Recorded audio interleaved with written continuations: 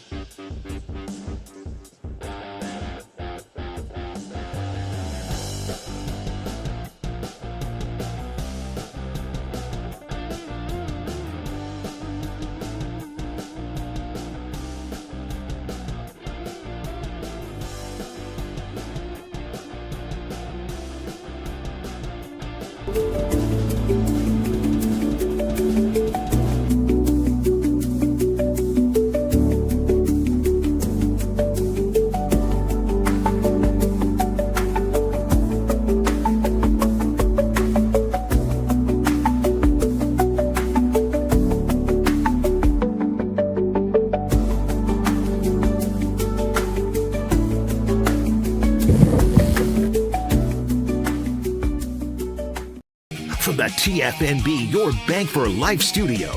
Now, it's time for the SMOAK Show. Presented by IdealMRI.com. Premium quality MRIs, convenient, affordable. That's ideal. And by Texas Farm Bureau Insurance. We are Texas Farm Bureau Insurance, your insurance provider built by Texans for Texans. And we've been protecting families in our great state since 1952. TFNB, your bank for life, serving Central Texans since 1889. It's time for the SMOAK Show on 365 Sports with David Smoke and Craig Smoke.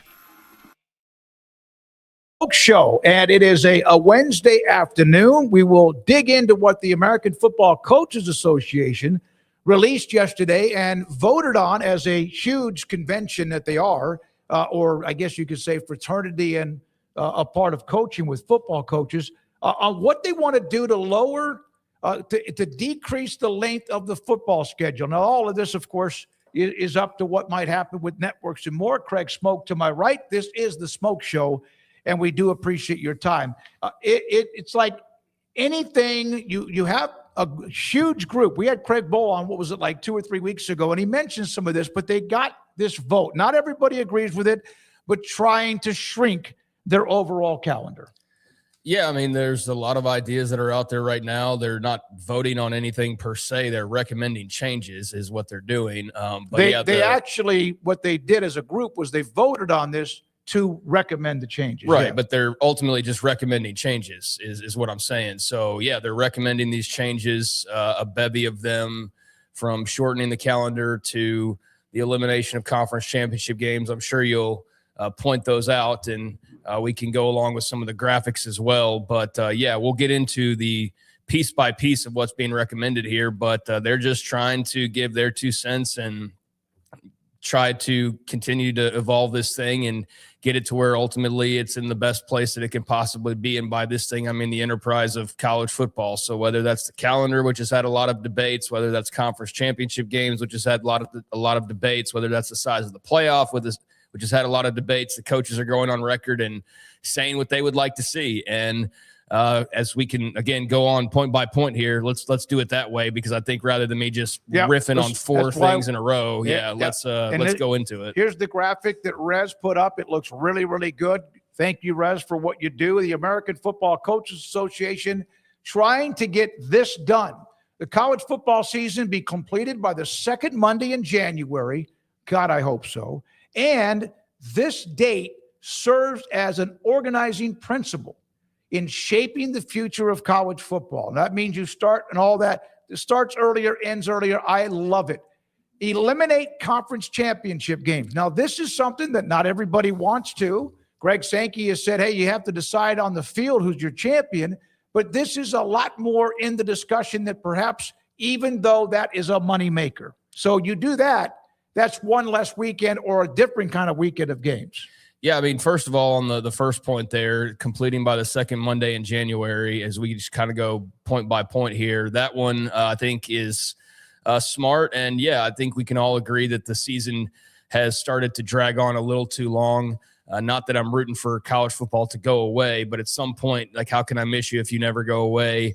And I think when you start to get into nearly February, it's like, what are we still doing here? This is not our time or our place. And let's cede to the NFL playoffs and go ahead and give them their full spotlight as we go ahead and get into our off seasons. And yeah, with the way that the expanded playoff has affected the calendar, it's just gotten later and later to the point where it's caused a lot of issues with the overlapping of school starting. And I know some people are like, what's school? But it is something that is just, I think, logical, is you don't need a season going into February in college sports. So yeah, I think that one's pretty clear cut. And I think everybody that I've seen for the most part is on board with the idea of wrapping this thing up a bit earlier. So I would love it. I would love it. You're going to go head to head with the NFL. You know you don't win that, but if you go ahead and try to end it earlier, you're not going to deal with, especially the end of mid-January to the Super Bowl, and get bludgeoned by their numbers. Yeah, so I think that one makes a lot of sense, and I think pretty much across the board that I've seen, like I said, people are in favor of that idea. Then the elimination. I'm a little torn on this. I like the idea of the conference title games. I also understand that with expansion and realignment, it's watered it down to where you don't necessarily have the guaranteed two best teams playing like you did in the Big 12 a few years ago when you had round robin and it was the two best teams. They had played everybody, and there was no denying who number one and number two was. Now you're like, well, Georgia didn't play Alabama, and Alabama didn't play so-and-so. And so it's watered it down from that standpoint. I think it also has been watered down when there's no stakes to it. Now, there is. I don't want to completely push away the losing the SEC championship game is not mattering, because, hey, those were the stakes. You're playing for the SEC championship. You're playing to have that trophy in your trophy case. So if you lose,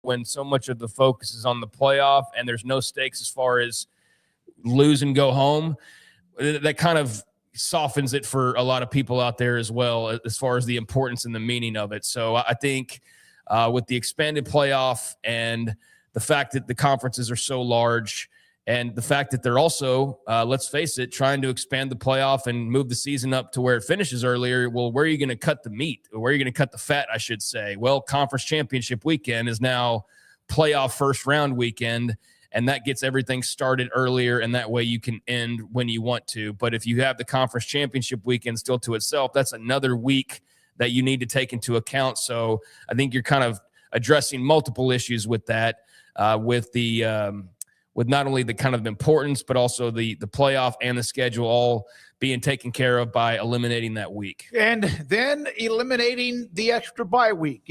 And Craig, you mentioned you liked the two different byes during the season because of how many conference games are played. The Big 12's been playing 9 forever.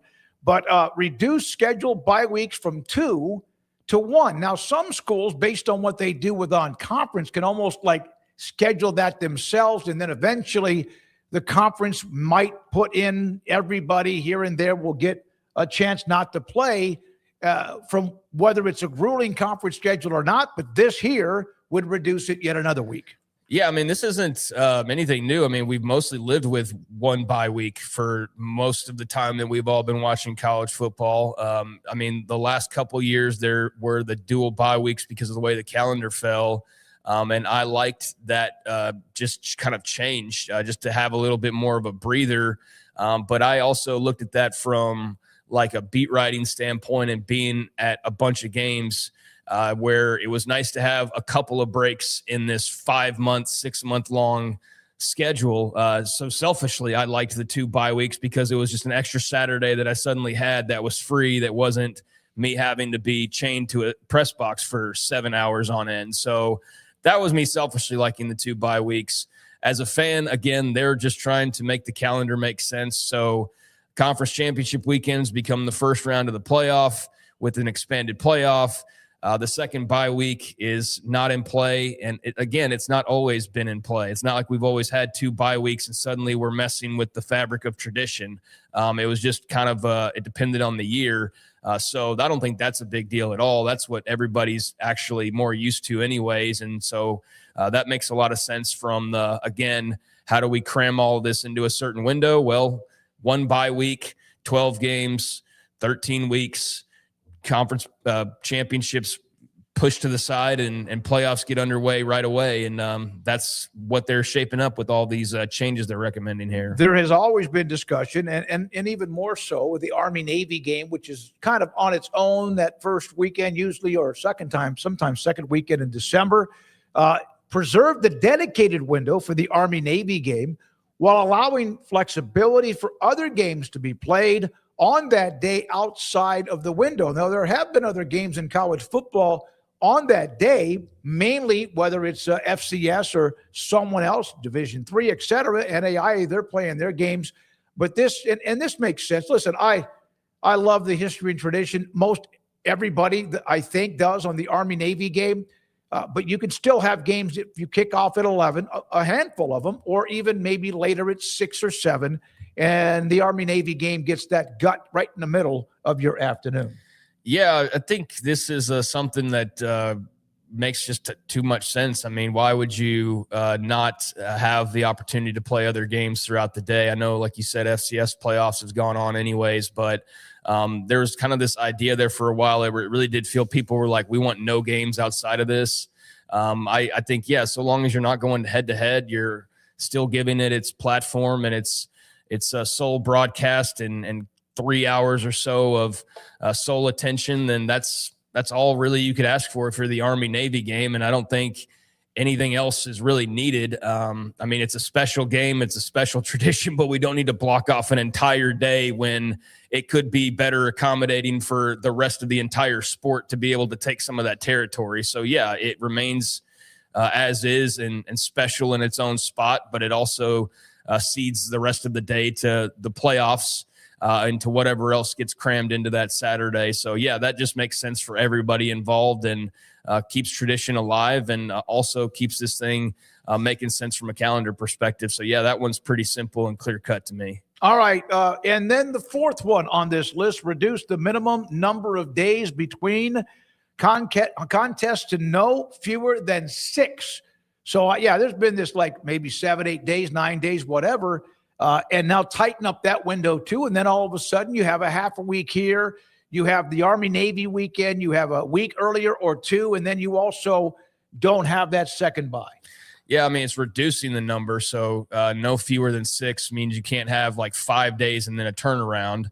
But I think, yeah, there's a lot of fat that can be cut from the schedule when you look at the later rounds of the playoffs. And I guess we'll get there when we get there as far as the continued tweaks and recommendations and things that they'll have, because this is just the AFCA saying what they would like to see.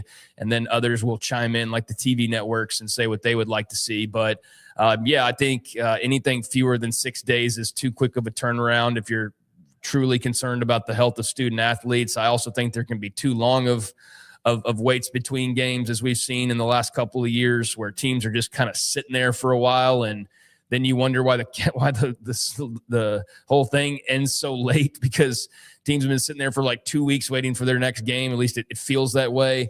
So, yeah, I mean, I think this is student athlete safety. Make sure there's not too quick of a turnaround. And I don't know. I haven't really fleshed that one out as far as what else it could mean and what maybe I'm missing as far as the other importance of it. But I just kind of looked at that one and thought, okay, they don't want you to play a game and then turn right around like you see in the NFL sometimes with these quick turnarounds. And maybe Sunday, Thursday, Thanksgiving week. Yeah, I mean, so clearly you're not doing that in college, but Saturday, Thursday maybe is what they're trying to make sure you have at minimum Saturday, Friday, or something along those lines. Maybe if you play Friday, then you could play Thursday. I don't know. That one was just kind of the one that was kind of off to the side by itself, that wasn't as much a focus of mine when I was reading through this. So there might be something to that I'm missing that makes even more sense. But I just think that one I kind of saw from a student athlete perspective of, make sure there's proper amount of times in between games, but not too much. Yeah, and also the AFCA making this comment in their press release from yesterday. In addition, future playoff models should maximize the number of participants while honoring the proposed completion date. So in other words, right now it's 12.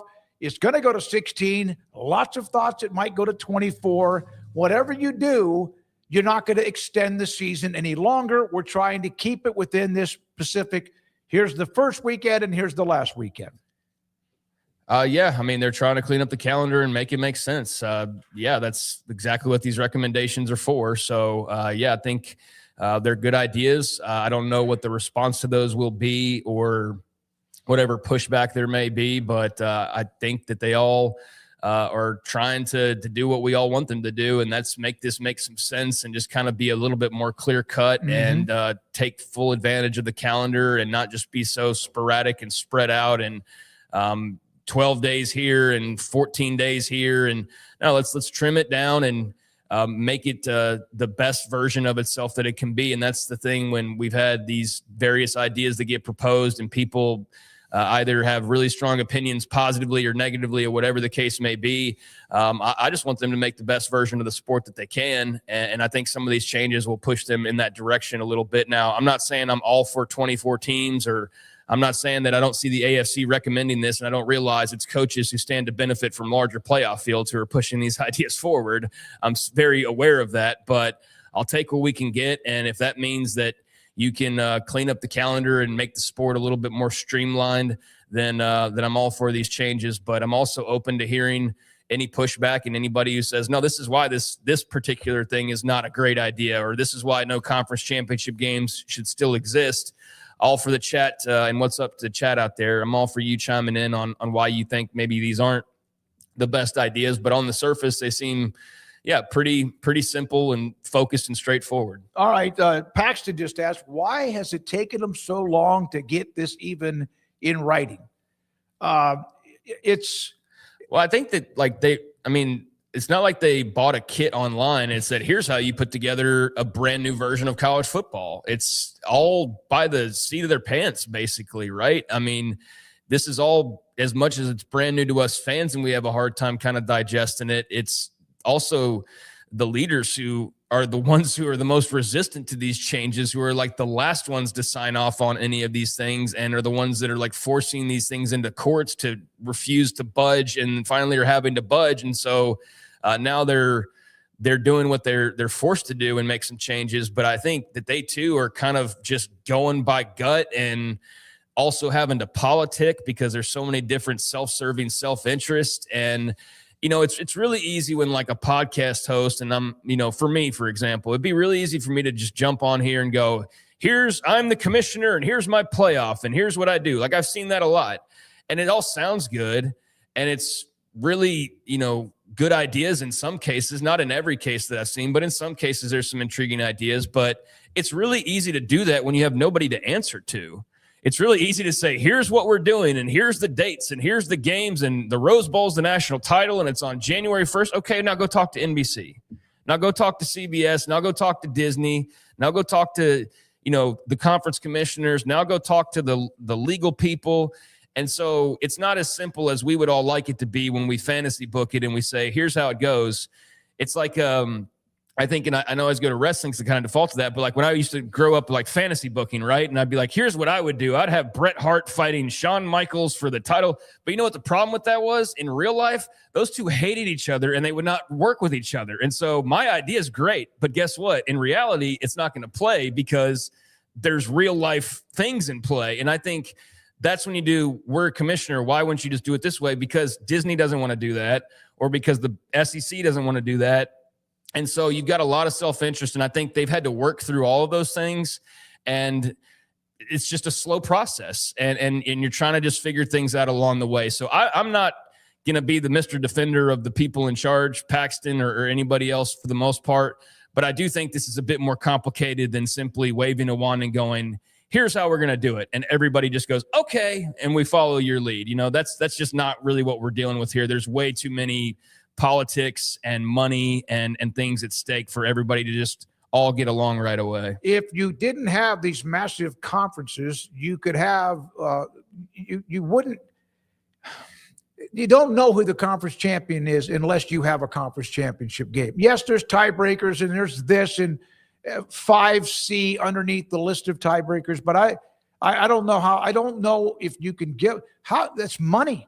We're expanding the college football playoff, right? Because they want more money. Isn't that what it's all about? Well, you're going to give up a few $1 million for your SEC or whatever conference championship game.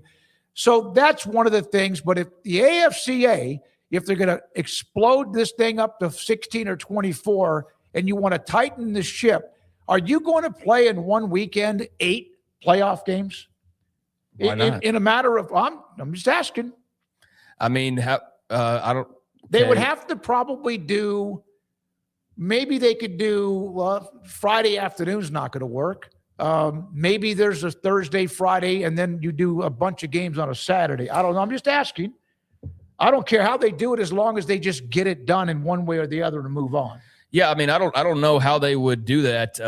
I haven't really gone that far down the path of the TV networks and the scheduling and all of that. I think that, yeah, that's a legitimate question, and I'm not sure. I haven't really thought about the TV schedule, but yeah, I suppose that's how they would do it. I mean, if you're going for a 2014 playoff, you're going to have to play the 8 first-round games at some point. So 4 Friday, 4 Saturday. 2 on Thursday, 2 on Friday, 4 on Saturday. I mean, it's not impossible to do, but yeah, I don't know exactly what that layout would look like just yet. And in the part on the conference championship games, I mean, it's not like they're saying, all right, we're getting rid of the conference championship games and we lose that money. Well, yeah, but then there's a first round of the playoffs, so you're still getting money. They're not turning away money. Yeah, I but mean, you're giving up money to make more money, and in the end, you're going to make more, but you're still having to give up the money for the SEC championship game if you're the SEC or whatever. But you just said you're making more, though, so what does it matter? Well, why not do both? Because then the calendar's all screwed up again, and then you have a whole problem that they're trying to solve right now. So, yeah, the whole purpose of the elimination of the conference championship game is to expand the playoff. So why not do both? We can do both, but now we're playing into February, and the entire point of the exercise is to try not to play into February. So that's so that I get what you're saying is let's just have all of it, but I don't think anybody out there is wanting to play conference championship games and a 2014 playoff and then sit there and still say, but they're not employees. Well, because now the season's longer than it's ever been. You're playing more games than ever before. So, yeah, I think that's the trade-off you make, that you can't just play and stack money on top of each other. There's got to be some give and take there. Here's from Kelly Mitchell. He goes, I will miss the conference championship games if they go away. You got to keep these, in my opinion. Nice to see you, by the way, in the chat room. And a lot of you asking about, okay, how multiple games, multiple days. But the bottom line is they're trying to tighten the schedule and not go deep into January. And you might even lose steam. They're going to huge ratings. But then you're also going up against the 800-pound gorilla called the NFL. Yeah, I mean, I think they at some point need to stop worrying so much about the NFL. I mean, I'm not saying counter-program them. That would be stupid. But I think we just always hear the NFL in these conversations. I think college football, whatever the NFL is doing, they need to do what's best for them. If sometimes that means you're bumping shoulders with the NFL, then so be it. I mean, to your point, how are you going to play all these games? At some point, there's probably going to be some overlap, and you just have to deal with that. But I'll default to Bob Thompson later on in the show, who can explain how a 2014 12-game first round will work or whatever, and let him kind of educate us on how all that will be. And, I mean, in practice, I will miss the conference championship games if this is the route we go, which probably will be since the coaches are behind it. And, again, they all stand to benefit from the field doubling. So if you're Jeff Lebby and Mississippi State gets to be like the 23rd team in the playoff, well, that's better than when you were just playing for some bowl game. Now you're in the playoff, and that's a big difference. So you can see why the coaches would be in favor of it. And also, especially when in their contracts, like I'm sure in Jeff Lebby's contract, it says if you make the playoff, you get $200 and whatever $1,000. Of course. And I'm not so sure it specifies, but only in the 12 team. I'm sure it just says like playoff, but no, I bet it says playoff no matter if it goes, so it's like NCAA tournaments going to 76, and college basketball coaches have it in their contract. You make the tournament, you get extra cash. Yeah, so like when I see the coaches are in favor, of course the coaches are in favor of it. They stand to benefit more than anybody else from this because they have double the chance now of making this playoff and getting all the rewards for that, even though in regular college football, they're like barely top 25. Now they're a playoff team and being rewarded as though they were a top 12 team these last few years or a top 4 team several years ago. So yeah, they're all for it. I think there's a romanticism of the conference championship games when I look back on it and remember some of the great ones that I watched and the ones that mattered and had meaning. But I also can recognize that these days, they don't mean quite the same thing because we know that no matter who loses in the SEC title game, they're both going to the playoff. That's what I said at the beginning. Like there is you lose the SEC title. There is some downfall to those games. It's not just all wins for everybody. Only one team gets to be the champion. But still the loser, their consolidation prize is to still be in the playoff. So yeah, I mean, I think that's lost some of its grip and some of its drama. And with realignment, you just don't see everybody playing everybody. So how legitimate are you really the second best team in the league, or did you just avoid like the third, fourth, fifth best teams on the schedule because the particular draw you got from the computer that year? I think that's played into this as well. But most of all, I think like despite the watering down or this or that, I think it's about money and it's about the playoff like a lot of other things. And so that's where we are. Connor O'Gara will join us and now does Next Round Live with us on 365 Sports. Connor, thank you very much for your time. Always great to have you on the show. Not sure if you've been listening to what we're talking about, the AFCA trying to tighten the schedule. Your thoughts about can they do that and what will it mean if they can? Yeah, it's a fascinating question because I think a lot of people are wondering what in the world is the future of college football going to look like. I think everybody has accepted that even though we just got to the 12-team playoff, some form of expansion is coming just because there's too much money to be made for there not to be expansion. But yeah, I mean, seeing the coaches talk about, the need to get to 24 and getting rid of conference championships, it both makes me dry heave and makes me roll my eyes. I think it's so bad for the future of the sport in that there are no fans seemingly that are coming out going, yeah, this would be great. Everybody's totally on board with this. That's usually not a good sign. If that's at the foundation of even fans who love and look forward to your sport above all else are saying, no, this isn't a good idea. And the ones who stand to benefit are the universities with bottom lines who would like to be able to fund everything else that they're doing and continue spending the same way. And they see the playoff with an expanded playoff going to 24 as their means to be able to do so. So, yeah, I am not one who is a diehard purist in the way that some are when it comes to the postseason. Like I was okay getting to 4 initially, moving on from the BCS and then eventually getting to 12. I accept that was going to happen, but no, the move to 24, it's so frustrating to see these people talk about this. Connor, I don't know about you, man, but I have this especially talking ball like every day of I've got the fan cap and the media cap, and sometimes I can kind of get confused. But on the fan side, I'm like, yeah, these coaches are selfish and they all just want to get their bonuses a lot easier because there's 24 spots now to make the playoff and this and that. And then the fan side of me is also going, but the conference championship games mattered. I do feel though like they have lost some of their luster in the shadows of realignment, and not everybody seemingly mostly playing everybody. These large conferences, the fact that in leagues like the one you cover most, the SEC, both teams get in no matter what. Like I can kind of see the argument, but man, I'm just torn between the media and the fans sometimes. I don't know about you. I think conference championships don't matter. And yes, there have been examples of conference championships that did not feel that significant. Last year, for Georgia to win a conference championship, Georgia fans, I don't think they were particularly fired up.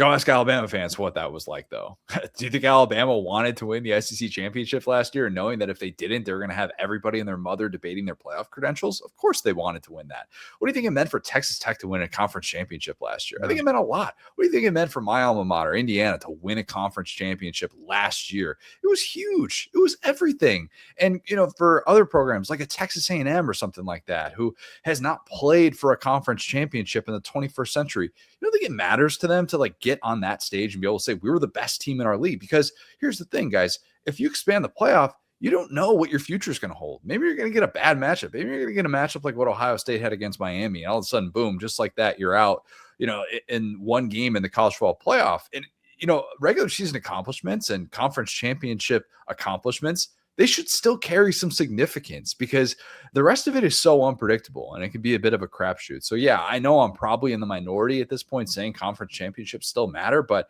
I just think that there's still validity to it. And I would hate to see us just move past that and just have all focus be on the playoff. I want them to. I'm sure a lot of things I want, but that have gone by the wayside as we continue to grow and see this thing get bigger and bigger. What's the number if you could just wave the wand? Would it be 12, 8, 16, what?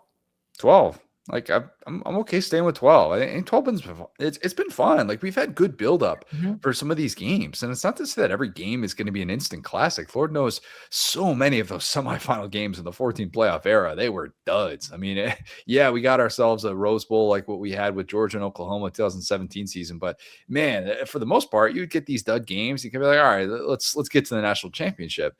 And, it doesn't necessarily guarantee that just because you pick a format, it's going to all of a sudden be competitive games. But I think the flow of 12 kind of makes sense. I do. I think that there is now an understanding of, hey, if you're a team that can earn a bye, that's significant. So you have things that you're striving for to be able to do in the regular season. If you're one of these teams that has, a home playoff game, that's still significant. You have a lot to play for, and that matters when you see your name come across that seed line 5 through 8. I just think that there's a lot of incentive still with the 12-team playoff, even though, yes, we're moving past a time in which every regular season game is, the end of the world to lose it. We're not at that era anymore, but I think 12 would be okay. I'd be okay if we're still at the 12-team playoff era for the foreseeable future. Yeah, weirdly enough, 12 actually kind of worked. And then when they tweaked it a little bit with the seeding last year, and I mean, worked. You can't avoid blowouts. I mean, now we're just going to have double the likelihood of blowouts with 24 teams. So yeah, I think 12 is actually kind of a perfect number. You mentioned being an Indiana guy. Have your feet touched the floor since the national championship? I mean, what's that been like? And does it feel like you've been just living an alternate reality for the past few months? Yeah, an alternate reality that even if I would have somehow gotten to that alternate reality, I would have been like, this isn't real. This makes no sense whatsoever. Guys, they were 13 and 35 in the 4 years in which I went to school from 2008 to 2012.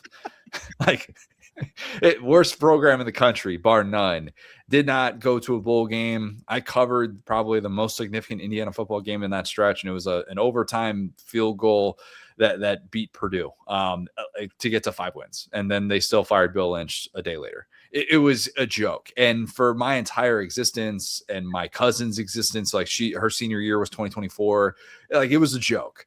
And I think that up until the Signetti era of when that began in 24, and you start to see the momentum build, the idea of IU being competitive for more than just a game here or there is just so hard to wrap your head around. And every single stage of last year was truly stunning. I thought that they would have a comeback to earth type season, maybe an 8-4, possibly a 9-3 type year. And so, yeah, it was a dream. And being there in Miami for the national championship, and you're seeing Hurt So Good played with 6 minutes left as Indiana is leading Miami in its own building in a national championship. And I had so many pinch myself moments where I'm like, where am I? This alternate universe, it's not supposed to exist. This is a video game that I'm watching play out in real life. Yeah, it was surreal, and it'll be hard for me to have any sort of sports experience that tops that. No, now you're going to have that feeling. Now you're not spoiled, but pretty darn close to that. The anxiety, the adrenaline of games that matter throughout the year. When did you believe in them? Was it the year before, or did you think, okay, that was cute? When did you start truly believing in them? The Penn State game, And that pass, the Fernando Mendoza pass to Omar Cooper Jr., which is just one of the best college football catches you'll ever see. The toe drag back of the end zone. That was the moment where you realize this is pretty special. I still thought they were going to lose the Big Ten championship. I still thought Ohio State was going to beat them, but I did kind of go into that game thinking to myself, like, all right, Ohio State hasn't played in a real 4-quarter game since the Texas game.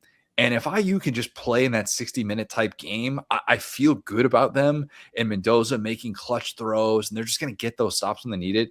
When they won that game, I was like, this team could win a national championship. And then I didn't pick them to lose a game after that. And I don't know why you would, because they just did everything at such a high level, and it wasn't anything crazy from a schematic standpoint. I know Bryant Haynes has since pushed back on that, the Broyles Award-winning coach, but they're so disciplined and they're just always in the right spot. And it's kind of reminiscent of those early 2010s Alabama teams where they're almost robotic in what they do, albeit in a different sense because it's not as physically imposing. But man, it was special to watch. And I think that seeing them perform well in those clutch moments made you think this team was capable of doing special things. Didn't think it'd be 16-0 first time since 1894 Yale, but yeah, it was special in every way. Yeah, just crazy stuff. And for all the kind of complaining and the hand wringing, like that's one of those moments that's not possible without the stuff that's in play these days. So that's like the give and the take of it is you may not like the transfer portal, but Indiana won a national title in part because of the transfer portal and various other things. All right. So you cover college football, but you're deep into the SEC as well. And with Indiana making it 3 straight Big Ten titles, I'm sure you guys have had the conversation about the state of the SEC and its stranglehold not being quite what it was over college football here as of late. How would you describe kind of this the wondering, I don't know if it's maybe panic for some corners of the SEC fandom, but just kind of what's going on here? Like where are we in the pecking order these days? What are those combos like in the South right now? Dead and buried, done. Stick a fork in the SEC. No, I do think, and you saw this if you saw the clip of Kirby Smart with my guys with the next round last week that kind of made the rounds when he was talking about the theories that people have both within the SEC and outside of the SEC about why the Big Ten has won 3 consecutive national championships with 3 different programs, why the SEC hasn't won, and I think it's kind of fair if you're gonna say like Kirby, you're off your what if you think that because Mississippi State and Vanderbilt are better football teams than they were a few years ago, that's why the SEC isn't winning national championships. I just think the SEC has lacked elite teams. I think that the SEC has lacked elite teams. I think the depth is still really good. I think the depth is probably better than the Big Tens, but as we saw with the Big Ten SEC dynamic in the 2010s, national championships are what count. People will look at your conference and say you are only as good as your best team. And the Big Ten has that argument in spades. Does the Big Ten have better coaching right now? I think you could probably say that. Yeah. I think the Big Ten not having coaching turnover for a while was seen as kind of like, hey, they accept things in the way that the SEC doesn't. I do think that the SEC having 6 coaches in different places, or I guess 6 new coaches this year, is reflective of, for a little bit there, the SEC kind of wasn't at the top when it came to coaching. And right now you look across the Big Ten and you go, man, there are a lot of really, really good coaches in that conference. And even some of the ones who have been criticized in the past, like Ryan Day still has a national championship and has still won a whole lot of football games. Dan Lanning, he gets criticized for not winning a national championship. It's a dude that's turning 40. Like he's got time to be able to figure some things out. And he's won so many football games at Oregon. So yeah, I mean, I think that dynamic is still very much fluid for the rest of the decade. I don't know that all of a sudden the SEC is just done winning national championships. I think it's as simple as they haven't had those elite teams. They can't build rosters the way that they once did, but there is depth within the conference and probably more so than the Big Ten. It's just, that's never going to be the biggest argument in your favor. Connor, you did a piece, and that's what caught my attention to contact you on the worst contracts in college football. And it just seems like too many times athletic departments and schools bid against themselves. Oh my God, he might leave. Nebraska, I've been a lifelong Huskers fan. I'm the opposite of you. I had about 40 years of a lot of good stuff, and now I feel like it's been very empty. But they gave Matt Rule a big deal, an extension, more money when Penn State opened, which I don't know if that was ever going to happen, no matter his relationship there. Why do they keep bidding against themselves? I mean, they have to look around and go, we don't have enough money. Well, sometimes look in the mirror. Hubris. And maybe the problem too in Nebraska It's unlimited money. I mean, that money's there. It's always there. The crazy thing about that dynamic, and I'm curious if you've ever talked about this before, they don't even really need Warren Buffett. If Warren Buffett wants to contribute, he can. Yeah. But like they don't exactly call up Warren in the same way that like IU calls up Mark Cuban to take care of Fernando Mendoza's NIL deal. Like it's different in that regard, which is just kind of crazy for a place that, look, I know very well. I spent 2.5 years in Nebraska. I covered the last 2 years of the Bo Pelini era in Lincoln and covered all those home games there. And I saw those dynamics and what it was like when they had a coach who felt like had a very limited ceiling. Matt Rule's ceiling is limited, man. Like great program rebuilder, but 2-25 lifetime against ranked teams. I know. Like it's crazy. And to think that this is a guy who in the last 3 years of his contract now has $12.5 million per season committed to him with this new deal as a result of Penn State and the interest that there was linked interest between those two parties for all the obvious reasons with it being his alma mater. It's crazy. Like I brought out the Iowa notepad, which that's no allegiance to Iowa. Iowa just sends out a bunch of notepads. They used to do this every year. If you were with the Football Writers Association of America, you'd get all these notepads from Iowa. And, I write these terms here and like, I'll hold it up for you guys just because sometimes you see these numbers and you're like, oh my God, like, what do you mean? They're going to have to wait until the end of 2030 for the buyout to get down to like Gus Malzahn Auburn levels? Like they want to fire him at the end of 2027. Like, hey, they still haven't beaten a ranked team or something like that. $54 million they're going to have to pay him. This was somebody who admitted he could have been on a golf course in Charlotte making $5 million because of his buyout with the Panthers. And instead, Nebraska did this deal that was so backloaded as a result of that, but also they've just like doubled and tripled down. And they do this because they don't want to be embarrassed. Nebraska was once the proudest program in America in the 90s. And you could say nobody's going to come in here and steal our coach. And there's something to be said for that. ADs and presidents, they do these deals out of fear. And they did that deal with Matt Rule when he's 6-2 in year 3, when year 3 Matt Rule is supposed to be taking shape. And instead they finished 1-4. It's still a program that's lost. They lose Dylan Raiola. Like it's just a mess right now. And I would not want to be committed to that contract. It's why I ranked it as the number 2 worst contract in college football. I saw where you made a comment about the Brendan Sorsby case, and it's there. It's simmering, and who knows what's going to happen. I've brought this up many times. How can you not have a private detective for your highest level transfer portal prospect? Like you don't have to have 5 of them, but it would seem like you're going to have to start to do that. You have to. You simply have to, because you're right. And I talked to a coach about this a few days ago who was like, how do they not have that part figured out at Texas Tech? Because it's one thing if all of a sudden he gets this money from Texas Tech, he all of a sudden develops a gambling addiction. Like we don't want to discount the severity of something like that. But if you got there and all of a sudden like you start dealing with these issues, then it's okay. We need to get this guy some help. Maybe like these were issues that we didn't see with his personality that all of a sudden have taken over. If that were the case, that's one thing. The NCAA has this from his red shirt year at Indiana going back to 2022.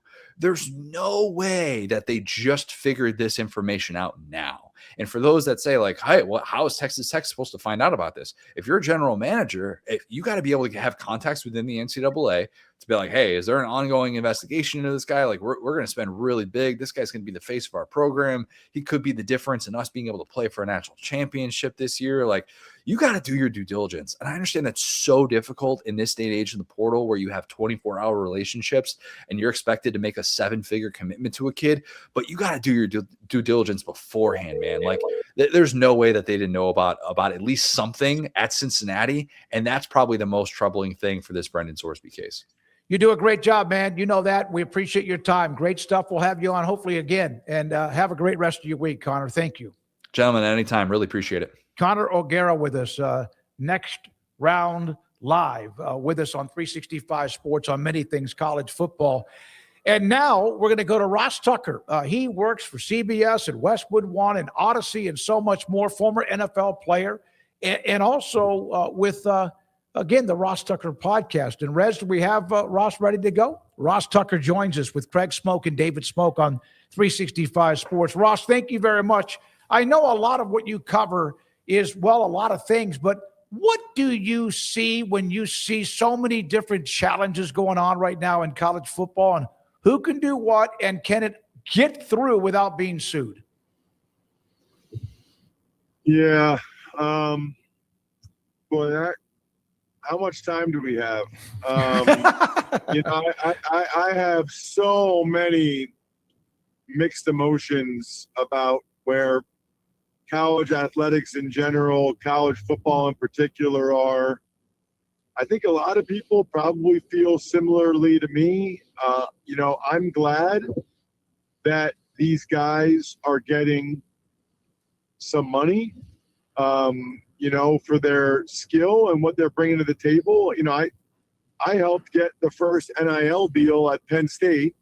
I connected a buddy of mine who's an alum with Nicholas Singleton, who's from my hometown and just got drafted by the Titans, and he got $150,000, and that was awesome, and that meant a lot to him and his family, being from Reading, Pennsylvania, and I thought it was fantastic, and I still think it's great that these guys are getting money. I think what I worry about is the decision making. I now see so many guys that are making decisions based only on the money. And I don't know, maybe you could make the argument that if you're not going to be an NFL player, you might not, then this is your only 4 or 5 or 6 or 7 year period. But, that's a whole other conversation to try to maximize those dollars. So we could have that argument. I just like, guys, in 2 weeks, I'm going to my 25th reunion at Princeton University. And, I was with those guys for 4 years. And, from when we were 17 to 22, and I love those guys. And I just worry that, these guys are kind of missing out on the college experience. They're missing out on lifelong friendships. I hear these guys, a lot of these guys aren't graduating. These schools a lot of them don't really care about them graduating. So they'll transfer and none of the credits transfer over. I'm hearing stories. These guys all take virtual classes now. They never are even in a classroom.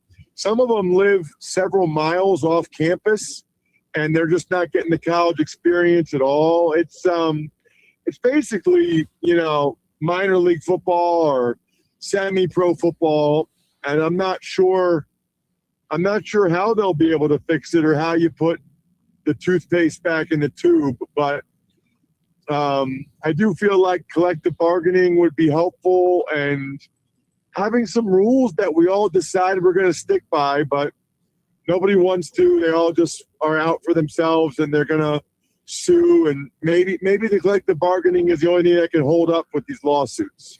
No, I think you're right, Ross. And you just said the answer to the question for why doesn't this work this way or work that way is because everybody's selfish and they're going to do what they want to do to try to give themselves an advantage ultimately. And until there's a CBA or something like that to curtail it, that's going to always be the way college sports works. How have you seen it, if at all, have an effect on the transition to the NFL? Like we hear about this is the weakest draft class, this and that, or this class is loaded with guys that are ready to go. Have you noticed anything substantial in the last few years with the changes in college and how guys now transition to the NFL, or is it maybe too soon to see that, or is there nothing really to see as far as that goes? Everything's kind of as it always was. No, it's definitely not as it always was. It's changed. It's changed significantly in a lot of different levels. Number one, you're definitely having more kids stay in school than they would have or they used to back in the day. Because, these quarterbacks are getting millions of dollars. They don't know what's going to happen if they go to the NFL draft, but they can lock in guaranteed $2.5, $3, $3.5, $4, $4.5, $5, $6, $6.5 million, and they know they're getting it. I don't blame them at all. But it's other positions too, where it's like, okay, maybe I'll be a 6th or 7th round pick, but not even guaranteed to make the team in that case. Whereas you guys are giving me, $1 million to be the left tackle or whatever, $500,000. So It changed the draft a lot in that regard. Now, I don't think it's weakened the draft as much as people suggest, because a lot of the guys in this year's draft are the guys that could have gone in last year's draft, but they stayed in school because of NIL. But, eventually you run out of eligibility. But I know just off the top of my head, because I live in central Pennsylvania, Penn State got a bunch of those guys to come back, and they paid them to come back, like Singleton and the quarterback Drew Aller. And, a bunch of those guys back in the day would have gone to the NFL. But now that they can give them pretty good money, they came back. Well, guess what? They all had to go to the NFL draft this year. So these are guys that, and actually those two kids would have been drafted higher last year. They didn't have great years. They both got hurt. So then they went lower. So in terms of diluting the draft pool, I think that's a little bit overstated because it's carrying over from one year to the next. So, 2025, what they lost on, 2025's loss, the 2026 is gain, The other thing is it's hilarious is a lot of the NFL GMs used to complain that some of the guys were entering the draft and they were so young and immature and, they didn't have a lot of experience. There's a lot of projection. And now they want to complain about the other way. Now they want to say, oh, these guys are coming in. They're 24. They're 25 years old. There's no upside. They're already beat up. We already know what they are. There's no ability to kind of make them better. It's like, what do you guys want? Okay. Do you want does every kid have to be 22 and a half? Like, is that what we're going for? Like every kid, it's like, you can't have it both ways. It's like anything else in life. There's pros and cons of everything. The reality is the studs, the superstars, they're still coming out when they're 21 anyway. Okay. And so maybe you're not having more of the guys that aren't really the top of the top stay in school till they're 23, 24. Well, be happy about that. Take the positive of that, which is that, they've got more experience. They are more mature. They are more ready to go when you do draft them in the 4th or 5th round. Ross, I want to get to a couple of NFL questions, and I really want to get to a great, unique, and phenomenal Mother's Day gift that you have for people to look at, because you've done that for a long, long time. Sometimes you do well in the draft when you let the draft come to you. The Cowboys did move up from 12 to 11, but they let Caleb Downs come to them, and I was surprised that he was there. Were you, and did they get a steal where they got him? I was definitely surprised. I had been told and I had seen multiple places say that he was going to be a top 10 pick. There's no way he gets to 12. There's no way he gets to 12. Well, I don't think the Dolphins were going to take him. So he would have gotten to 12, I think. Now, I understand why the Cowboys moved up that one spot to make sure, but there's a lot of people that think he was the best player in the draft and the most likely player to be a perennial Pro Bowler, to be an All-Pro. To get him at 11, you have to feel awfully, awfully good about that. And I know what people say about, the money at safety and maybe not as highly valued in some people's minds, but I don't know. Talk to a D coordinator about how important their safeties are. Mm-hmm. I've yet to hear a D coordinator say that the safety isn't really, really important to him. Ross, as a guy who double dipped with the Washington franchise, I wanted to ask you what you thought about the Commanders. Caleb Downs is right there. They go with his teammate Sonny Styles instead. Seems like a kind of like a win-win almost in some ways. But what do you think about Washington coming off of a rough year, getting Sonny Styles, and just any thoughts on whatever else you felt like they've done so far? Well, so that was probably an interesting debate for them between those two guys. I think Caleb Downs is probably more NFL ready, and that Caleb Downs, might have a chance to be better early. But the upside for Sonny Styles is being the best linebacker in the NFL and maybe one of the best linebackers we've ever seen. Just the physical ability that he possesses. And I think the ability to be a major factor both against the run in the front seven and as a blitzer, but then also, when he drops back into coverage and in the passing game, I think that's probably what sold them. I think that not a truly unique physical specimen. And so there's probably some thought that he's going to be a good player. He probably already is a good player. But does he have the ability to truly be game-changing?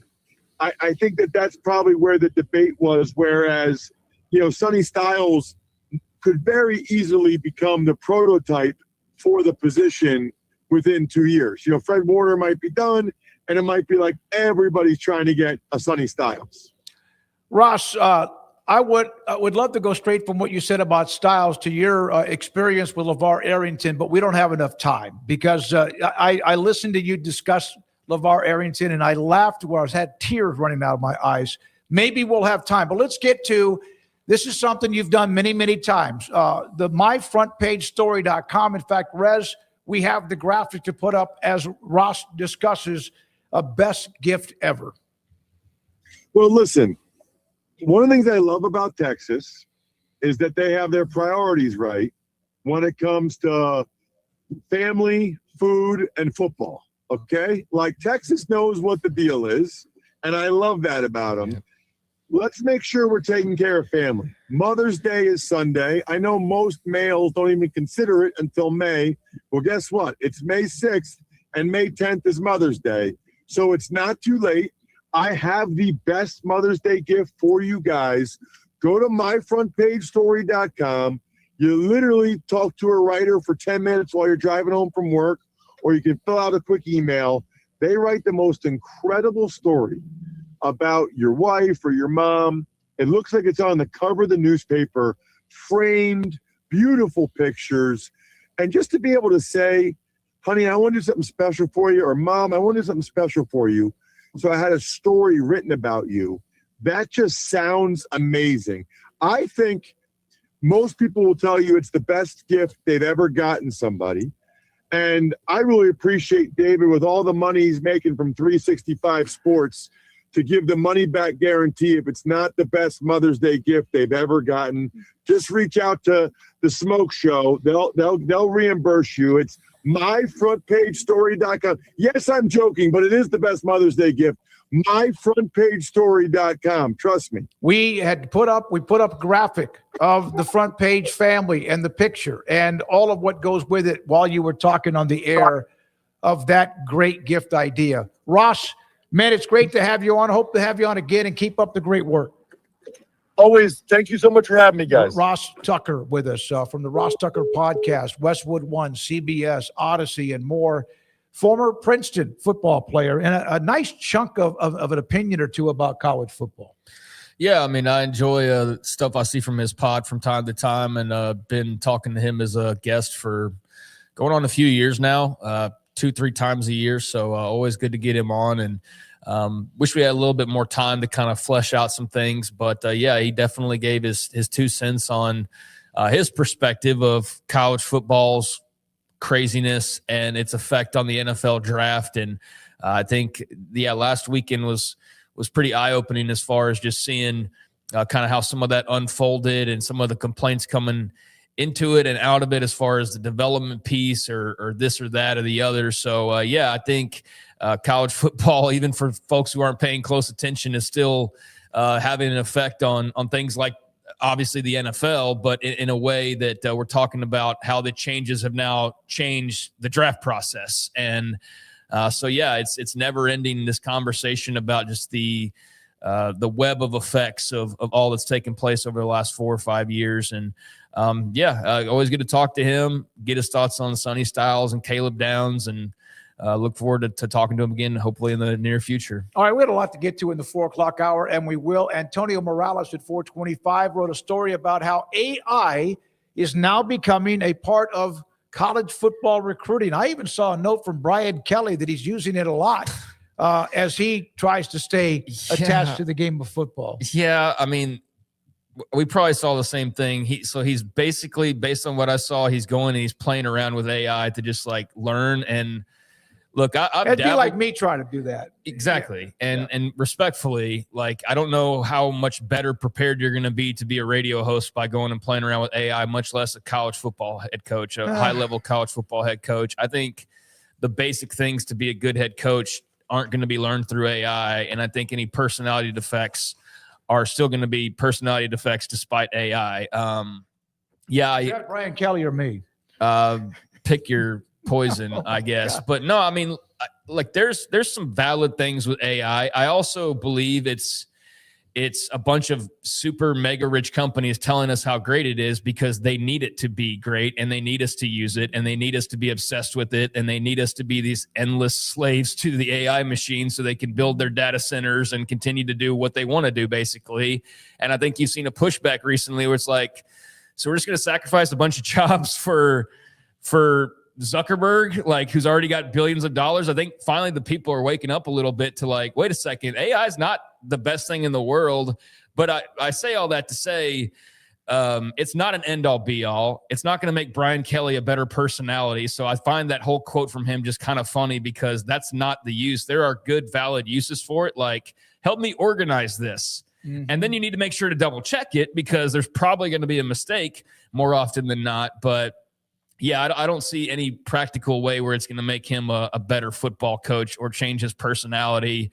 I do think it's got some positives, but I definitely feel like we're being brainwashed into believing it's the greatest thing that's ever happened to us in human existence, and we got to be smarter than that. I want to know when they changed it to AI, I thought it was A1, like the steak sauce for the longest. I just didn't know. I don't know that. That's one of those things like Chat GPT or whatever. I mean, AI has been around for going on decades. It's just not in principle like it is now. Yeah, it's remarkable what it can do. But again, that's something that if you like it, you like it. If you want to use it, then go ahead. I think it's to each their own. I've found some legitimate uses for it as far as, like I said, an organizing thing, like take a bunch of this and alphabetize it or something for me, rather than me having to one by one, kind of do that, like a simpler task.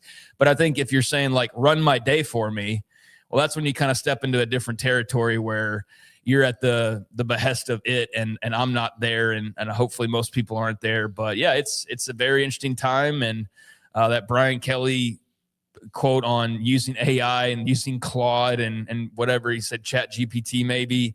That was not a headline I was expecting to see today or probably ever, but he's hoping that it's going to help him make a comeback.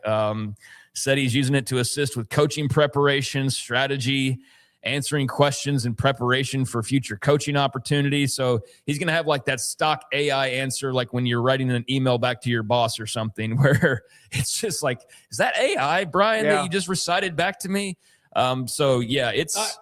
It's got practical purposes, but it is not perfect by any means. So I was reading an article, and I didn't even realize this was the case. And now at the front of an article, it'll tell you, summarize it with AI. And I'm like, wait a minute. It's not always accurate. Huh? It's not always accurate. No, that's what I'm saying. And that's why I have to kind of like pull that out, copy and paste it, whatever. Okay, great start. Hope you enjoyed Ross Tucker and also Connor O'Gara joining our show. And we'll get into the AI recruiting in a moment. In 20 minutes or so with Antonio Morales. Bob Thompson on all that's going on with the Big Ten brought home, what they distributed, any other rumblings about what the networks or what conferences may be doing here in the next 2 to 3 years. And, well, just because he's great to have on the show. Yeah, and by the way, you asked earlier about how they're going to fit in all these games, and you had me thinking there's 8 first-round games. In a 2014 No, that's playoff. what I said. I said, how are they going to squeeze 8 games into a weekend? Well, they squeeze in 95 of them in most weekends, or 60 or so. Yeah. Right. I mean, I think that's pretty much a 2 on Thursday, 2 on Friday, 4 on Saturday type of formula. But I thought maybe that I got confused and thought 12 because, suddenly you're trying to pack 12 games into a weekend. That would be really difficult. But 8 games, that's bit different. So I couldn't remember exactly what you had said. I thought maybe you'd said 12, so I wanted to clear that up because, there's only 8 first-round games in a 2014 playoff because you'd have a bunch of teams getting buys. But, we can talk to him about how that would work in practice. How do you fit 8 games and the whole first round into a weekend without disrupting the mighty NFL. He can help us parse through some of that. Yeah, we'll have Bob on in an hour, and then Antonio Morales here in just a little bit. But a little bit more on the AFCA and trying to tighten up their calendar, and another college program dropping a sport. That and more. What does it mean? Thank you for your time. And this is the SMOAK Show on 365 Sports. IdealMRI.com. Dr. Rob Maxey, day one when we started this in April of 2020 was there for us and for you. And they've been there for me too, personally, because I have been, well, I've had appointments with Ideal MRI. My doctors that have said, no, we need a better look, referring me to get an MRI, get a closer look, like the film don't lie when it comes to your joints or shoulders, whatever it might be, your back. And there might be something that they don't see that they expect to see. And then maybe the diagnosis or how they work going forward is going to be a little bit less invasive, or they might see something. No, we're going to have to think about more than a procedure, but the possibility of surgery. Ideal MRI, state-of-the-art imaging machine. Dr. Rob Maxey and his partners from day one when they opened up 10 years ago, $497 or less every single time when you have an MRI. It's phenomenal. It works. The doctor gets to see what they need to see, and so do you.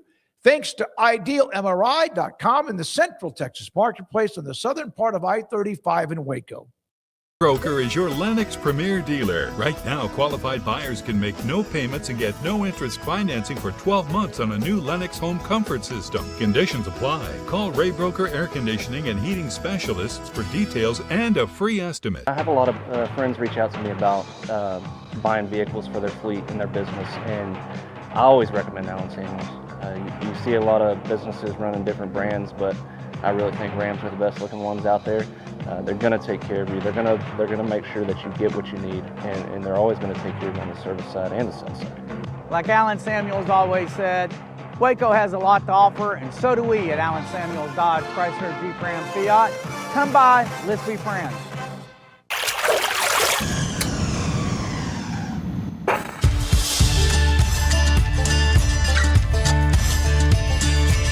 Bold are the adventurous. Determined are the leaders. Faithful are the healers. At Baylor, you'll find your calling, your people, and your purpose. Dare to be you, indeed.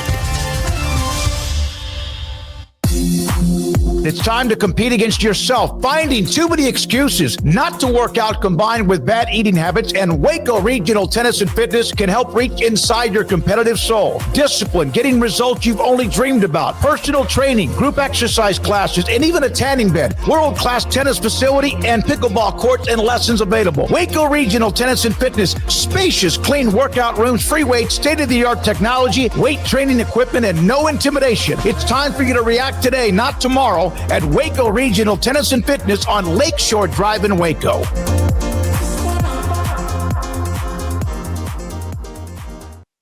Serving Central Texas since 1889, TFNB Your Bank for Life takes pride in being more than a bank.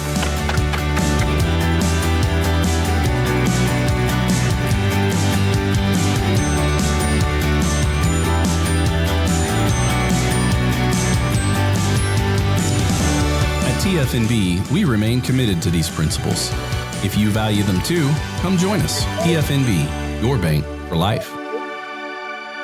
Extreme Texas weather calls for Ray Broker, your Lennox Premier dealer. Sign up for our year-round comfort plan and keep your home the perfect temperature no matter what the forecast is. Call or visit raybroker.com now. Ray Broker, your air conditioning and heating specialist. This 3 o'clock hour is brought to you by QC Kinetics. Feel better, move better, live better with regenerative medicine using your body's own healing abilities for natural pain relief. No surgery, no drugs, no downtime. With locations in Dallas and Houston at QCkinetics.com. It's time for the SMOAK Show on 365 Sports with Craig Smoke and David Smoke. Yeah, thank you very much. We appreciate it. TFNB, your Bank for Life studios, and all the great sponsors we have from start to finish here with the SMOAK Show, and we appreciate all the time you give us when you do. So earlier we went over the the ideas and what the American Football Coaches Association would like to see happen with the calendar. Matt Drinkall, who's the head coach at Central Michigan, had this response to it. The reality is, like 95 or maybe 99%, everybody, yeah, we like this. And I think he does too, but this is also what he said.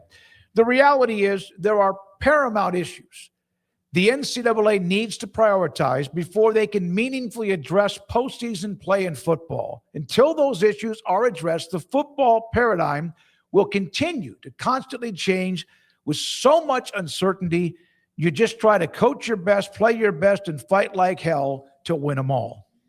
Yeah, I mean, that's all you can really do. I mean, as the head coach of Central Michigan, I don't think you've got a heck of a lot of sway or pull to change things. You can be a part of a collective voice, and that's about where you see your influence going. But, yeah, his pleas are probably not going to be heard as much as somebody a little bit higher on the totem pole, and even their pleas are maybe or maybe not heard. I mean, obviously coaches are collectively using their voice through the ASCA to put forward what they'd like, but that doesn't mean it's the perfect solution. And so here's the best we can offer is shortening the calendar, eliminating conference championship games, and here's what we would like to see. But does it address transfer portal tampering? No. Does it address going over the supposed salary limit, or where are we even with the House settlement? No, it doesn't address any of those things.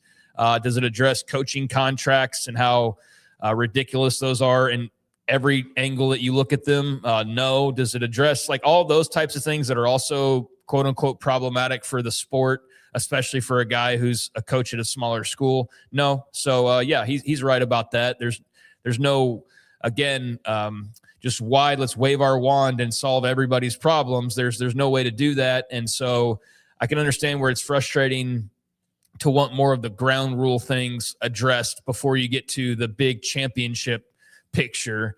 But the championship picture is also what drives a lot of this. And so that's why I think the priority is to figure that out and then try to go back to the drawing board, because like you can expand the playoff and not get sued. You can't try to put a cap on the players and then not get sued. So it's easier for them to go and do this and have it be done rather than try to address some of the things I'm sure he'd prefer to have addressed first, because those are a bit more complicated, problematic, and involve more legalities. So, yeah, I think that's the disconnect there is like, here's something we can control and here's something we can't control. So we're going to fix the playoff and make as much money as we can, because nobody can really stop us there except for the TV networks. But this other stuff, we're going to just have to continue to brawl in courtrooms and stave off case by case to figure out where this eventually lands one day. And again, that there is a simple, and the word simple is probably too simple, but there's a simple solution, which is collective bargaining. But I know various reasons as to why, self-interest, and also just the talk about changing the sport. I mean, that would drastically change the sport to a completely different version of itself if you suddenly had that in play. So I can understand the not wanting to go that route until they are physically forced to have to probably go that route, which I think we're still probably a couple years away from. It's a good way to put it. You have things you can control and things that really, no matter what, you really don't, because of the lawsuits that are hanging over the NCAA on everything they do. Yeah, they could say we want a 64-team playoff, and so long as Disney and Paramount and whoever says, okay, Skydance, I guess I need to say Skydance, Paramount now. Is that what it is, CBS? Yeah, Skydance, Paramount. And so, yeah, that's what those are now. And yeah, so long as they're on board, then that's all there is to it. But with these eligibility cases or coaching contracts or whatever the case may be, like those are all a bit more complicated problems to try and solve. Wichita State University announced that they're discontinuing both the men's and women's golf programs. If you notice, when Arkansas dropped tennis, it was men's and women's. And Wichita State, golf, men's and women's. You better not even think about it if you're any kind of a program. Now, Iowa State dropped a women's sport, but they added women's wrestling. And it wasn't soon after that when Jamie Pollard made that decision. You cannot, no matter what, all of these things going on, Title IX is still a big deal and should be, and it will be. So if you drop a women's sport, you better, right alongside of it, drop the men's sport too. I mean, yeah. I mean, in Iowa State's case, they just replaced 1-for-1. So, yeah, both men's and women's golf are now to the wayside, and that's really unfortunate for those Shockers athletes who are on those teams. And feels like it is almost a daily story now at this point of some college somewhere is dropping another sport. And I know you chalk that up to some of where the money's going and all those things. I don't know, like, if there's a solution to it or not that can be had. I don't know if this is just a slow bleed out for most programs across the country.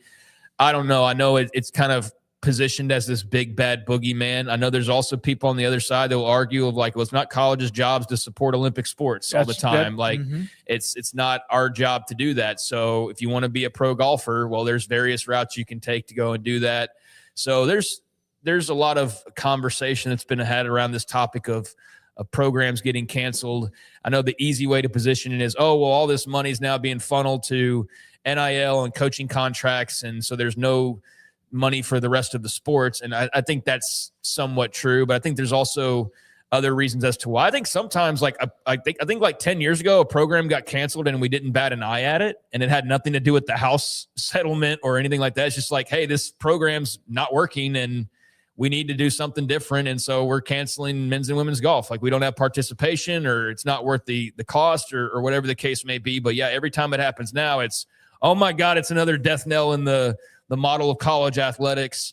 That's really unfortunate. I know that they positioned it as like a really difficult thing for them to have to do. So we'll see where this takes us. I mean, we'll look up in a couple years and see how many programs have been pushed to the wayside for whatever reasons those may be. And we'll see where we are and what the ramifications of that are. It's kind of hard to tell right now, other than it's just a real shame that there's a lot of programs shutting down. I was today when I was on my way to the gym, and I always try to run a little bit around the parking lot. I put my AirPods in, and it was something that caught my attention. And it's from a Utah fan about a podcast with Ross Dellinger and John Cunningham, who's the AD at North Carolina, about, well, a lot of what they're trying to get done, and NIL and transfer portal and what is this and that. And the guy who hosted it was fantastic as well. But one of the comments from John Cunningham, I bring this up, no graphics, no nothing, when we talk about Wichita State and what we saw with Arkansas, I do think reconfiguring, refinancing, I do think we'll get to a bifurcated system that will have two pay per play models. And in that conversation, one of the thoughts was, you know what?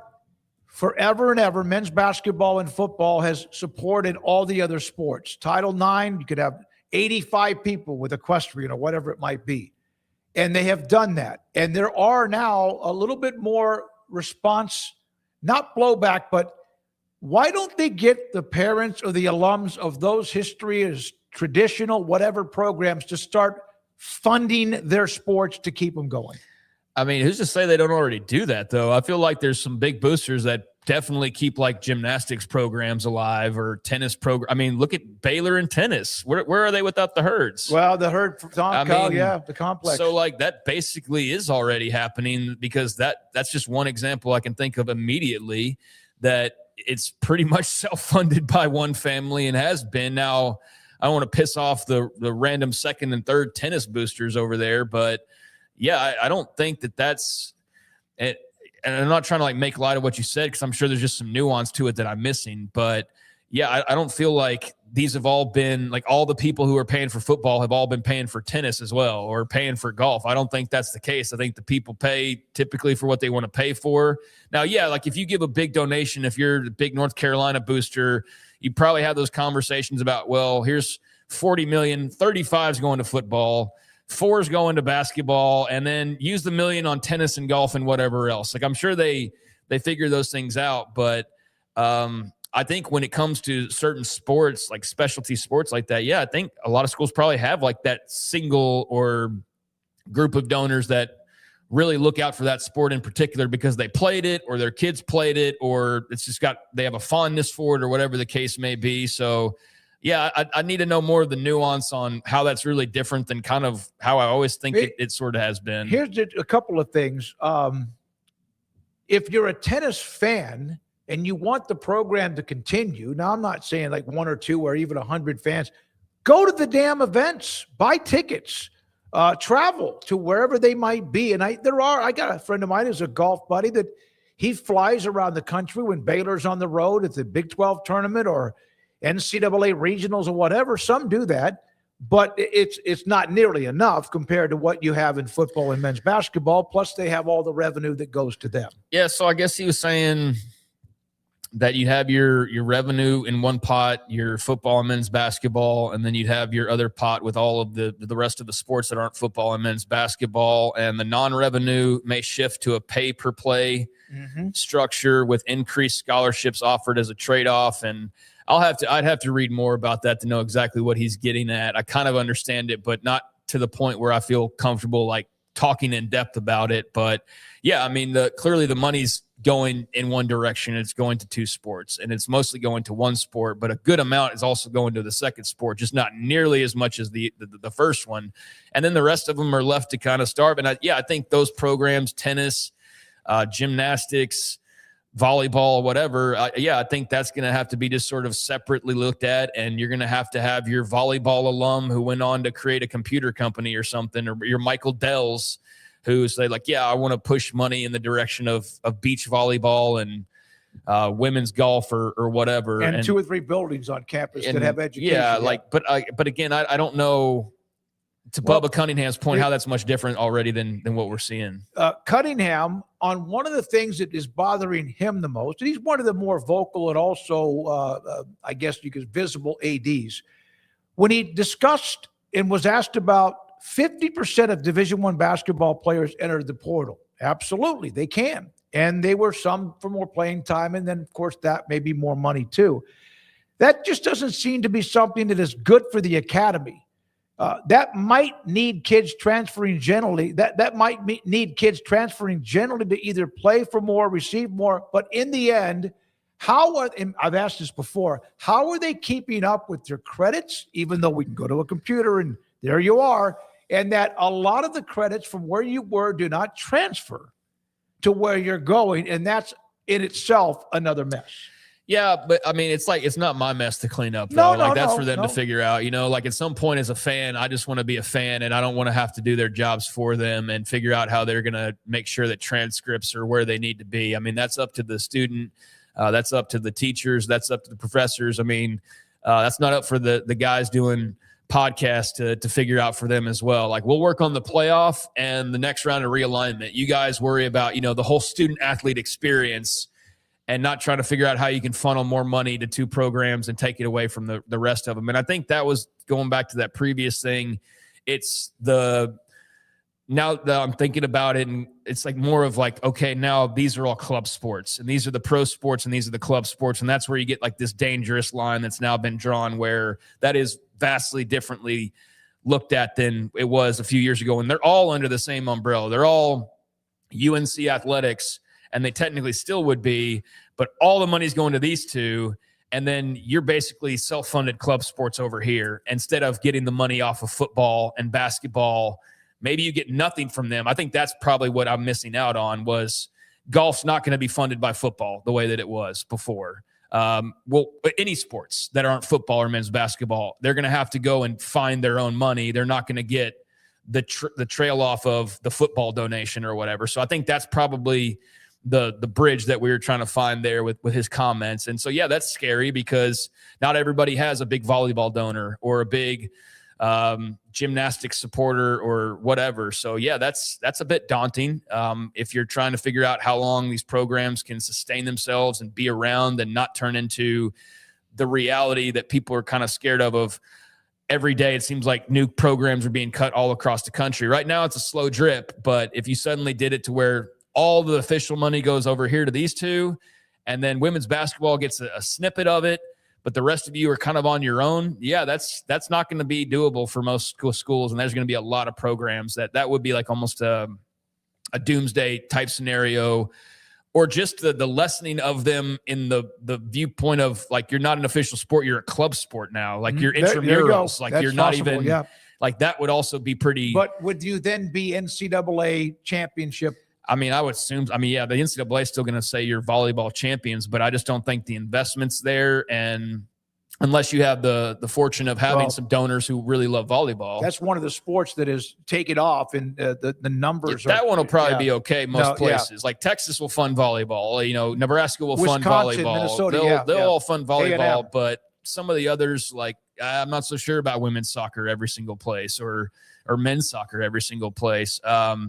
So yeah, that's okay. Looking at it from that perspective, yeah, that's a definite challenge that you have to be wary of and something you have to be concerned about, because football needs every cent it can get, clearly. So does men's basketball, but the others have relied on that for all of time up until this point. And if they can't rely on that, then where's that money coming from? Go black on discussing with programs now. Well, the thought was, if you have one Power 4 school get rid of tennis or golf or whatever, there will be eventually, it'll be a trickle, and then bam, okay, they can do it now. We can. We're not the first to take the heat. From Go Black, every industry has to make cuts to make a budget, but not the athletic departments. Get real. In other words, they're like anybody else. You see layoffs or whatever based on the economy, based on revenue, based on even maybe corporate setup. You got to have some people that get laid off. Yeah, I mean, I see companies that make billions of dollars that are cutting thousands of jobs. And so, yeah, that's the real world, and it can't be all happy and everything's just perfect in college sports land. So, yeah, when there's a crunch on money, whatever the cause of that may be, in this case, it's new rules, new NIL being in place, and things you didn't have to account for 10 years ago, and also an economy that's maybe not doing well, depending on what time period you're looking at, like now, obviously, then yeah, the budgets tighten and cuts are made and jobs are lost, and it sucks and it's unfortunate. But yeah, college sports isn't bulletproof and it's not impervious to that. So I do think that's just a normal, realistic way to look at it as well. Like, while we go, oh my God, the sanctity of college sports, how could Tennessee not have women's golf? I don't even know if they have women's golf, but well, times are tight, things change. Like, the sacrifice is that, yeah, Tennessee doesn't have women's golf anymore, and it sucks, and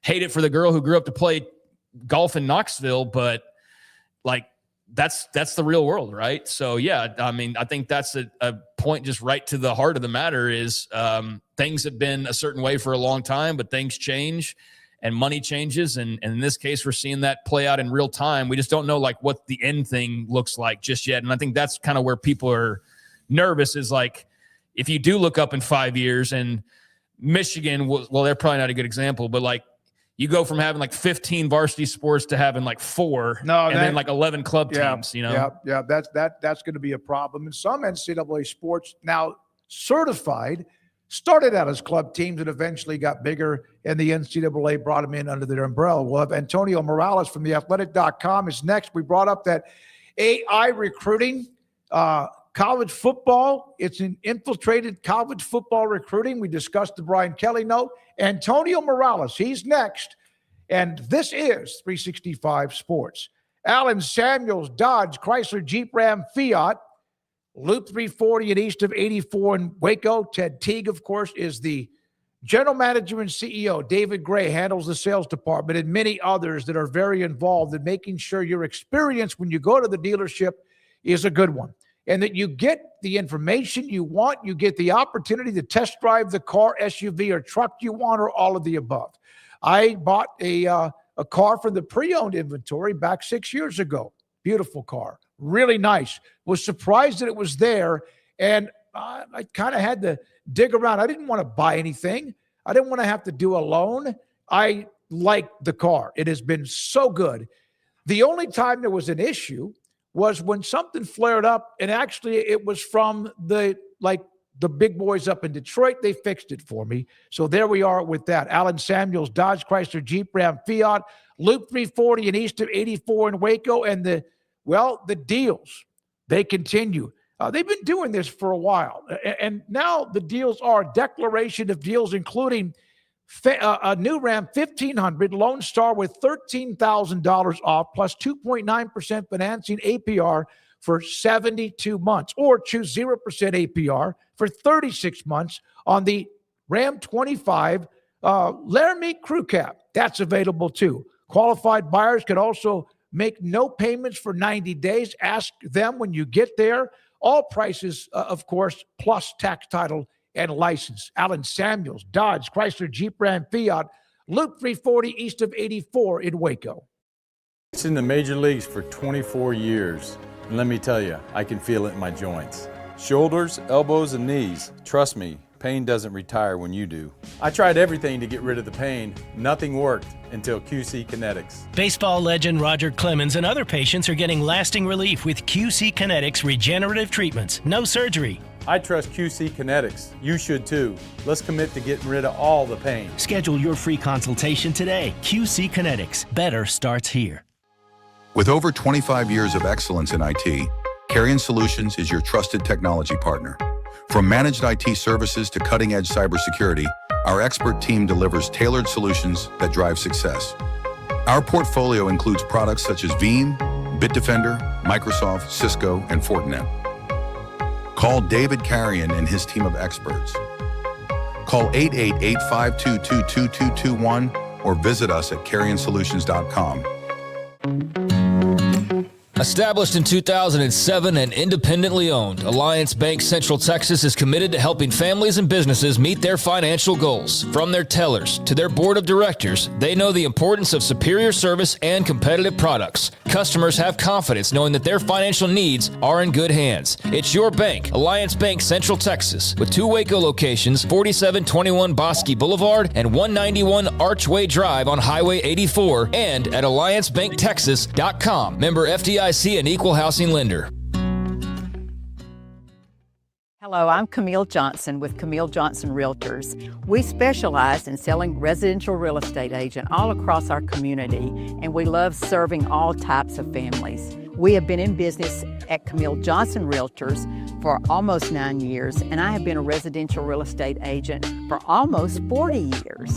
And we love our partnership with 365. So thank you for partnering with me, and thank you so much to all of my clients who have made our company a success. Join the celebration. It's 27 years for Richard Car Motors, and we're celebrating with big anniversary savings. The GMC Sierra delivers strength, power, and a refined interior loaded with premium comfort and technology. During Richard Car's 27th anniversary sale, find savings like $9,000 off all Sierra 1500 Pro and SLE models in stock. Thank you, Central Texas, for 27 years. Log on, call, or come by today to find big anniversary savings now. Richard Car, they have the truck for you. Pepperoni Magnifico. Pepperoni Magnifico. Marco's Pepperoni Magnifico. Classic and crispy cut pepperoni, 3 melty cheeses, all on our fresh made dough. And starting at just $12.99 for a large, it's no wonder Marco's was named America's favorite pizza chain.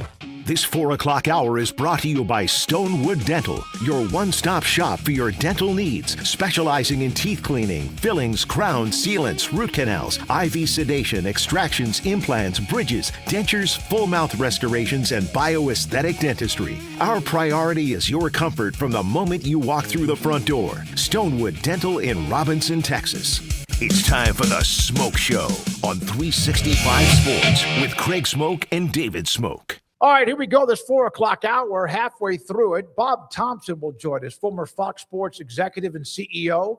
He'll join us at 5. Antonio Morales, athletic.com, joins us now on the Smoke Show. Antonio, thank you very much for your time. The story about AI is now being used for college football recruiting. I've got to be honest, I don't know much about it. We discussed it a little bit. I know what it does, but I just don't want to get into it. How much of an infiltration has it made in college sports?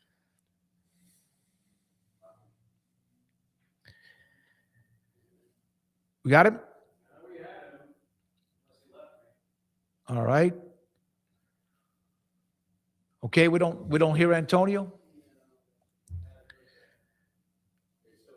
Okay, you want to try to reconnect, Rez, as soon as we can? See if we can reconnect and get that fixed up. But we just had a segment about it we've had a couple of different comments about AI. I can't get there maybe one day, just like typewriters turned into laptops. Yeah, you definitely talk like an older person talking about a newer thing that doesn't make a lot of sense. And I don't mean that in a I am an older way. person talking I about know, but you just talk about it where I can tell you really don't know what you're talking about. And from the standpoint that, like, it's not big, bad, and scary on the surface. And I think in this case in particular, it is as far as like, taking jobs and maybe being at the control of our warheads or something like that one day. But I think that the infiltration is probably too strong a word at this point, but its integration is definitely happening. And I'm looking forward to talking to Antonio. All right, let's see if we can connect with Antonio Morales, theathletic.com. Antonio, you there? Yeah, can you hear me now? Thank you, sir. Appreciate your time and patience. So how much has this started to infiltrate college football recruiting? It varies depending on who you ask. There's some people who are stubborn and kind of don't want to use it. And there are some who have kind of embraced it with open arms. I know one school I talked to said they'll use that as a pair of first eyes on a prospect. When these prospects DM or email certain schools with their highlight tapes, so they'll have some AI watch it to cut down on time. So like a recruiting assistant doesn't have to do it, or a staffer doesn't have to do it. And one G6 general manager I talked to said it could help filter for them in terms of having to watch, at 5,000 recruits, maybe they can just watch 1,000 or 500 now, just based on AI filtering characteristics and all that stuff for them. And then there's others who don't want to use it at all. Obviously, it's a very much a human evaluation, and that's very subjective. And some folks are kind of wary of it, and some have kind of embraced it. I'm going to guess Dabo's a guy who prized and embraced AI. Antonio, what do you think? I would doubt that. Yeah. Just a guess, a shot in the dark there, but there's plenty of other logical candidates. So I'm sure people see this headline, they're like, what is, so this isn't like the AI is going and finding the guy and recruiting him personally and offering him a scholarship. Like you said, this is to like whittle down tape. So kind of like at the basic level, is it just putting it in the machine, and then on the other side, it's spitting out what comes out to their specifications and I guess what they're looking for? Is that the most basic way to kind of boil it down? Kind of, yeah. And one school I talked to, they said they use a company. There's a company that they work with that built an AI agent that they had to help shape and mold and spend a lot of hours with in terms of how to watch film and know what to look for. But that's only like the first set of eyes. It's not like the full evaluation, and they're going to go with what they say. It's not the final word. It's like the first set of eyes on a prospect, and then that company gives the AI will grade that film that they see for the first time, and then they spit it back out and they give it to the company. The company gives it back to the school. But like I said, that's the first set of eyes. It's not like the final word or the decision maker on a prospect at all, or anything like that. It's just right now it's early identification, filtering, and some travel coordination and planning. Like all the coaches are on the road recruiting right now, so some schools use it to kind of coordinate travel planning and stuff like that. But it's not the sole decision maker yet. I doubt it'll ever be. Well, this is when you put it up on the Twitter feed, they have our grades. It's watched hundreds of hours of film to train itself for watching the kid's highlights and giving him an initial grade. I don't even know how you do that. How do they go ahead?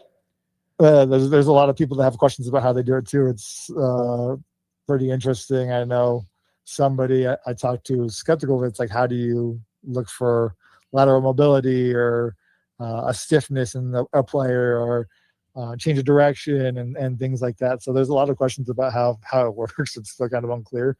But there are certainly people who have questions about how it works, and how does it measure things like character or hustle and stuff like that that are still create a lot of skeptics. So Antonio, in terms of like AI is taking all of our jobs, right? So whose job is this taking, if it's taking any job at all? I don't know who it's taking right now. I think you probably have to be concerned about like a young student assistant who watches film. If AI is doing early identification, because that's what a lot of those younger student assistants do. And obviously, I know like the D6 school I talked to said, hey, maybe that's a $20,000 bill when you pay for the AI software. But if somebody wants to pay that $20,000 bill instead of having to pay student assistant salaries, I know those aren't expensive, super expensive, but it could clear out more time, and you can use some of those resources elsewhere. I feel like it'd be kind of the people who are on the lower end of the totem pole, but we'll see. So when you discuss this with various coaches, programs, personnel, GMs, whatever, were some of them that said, hell no, we're not interested at all? Any of them give you a pretty juicy quote about this? Oh, there's just people who said there's always going to be a human nature element to it.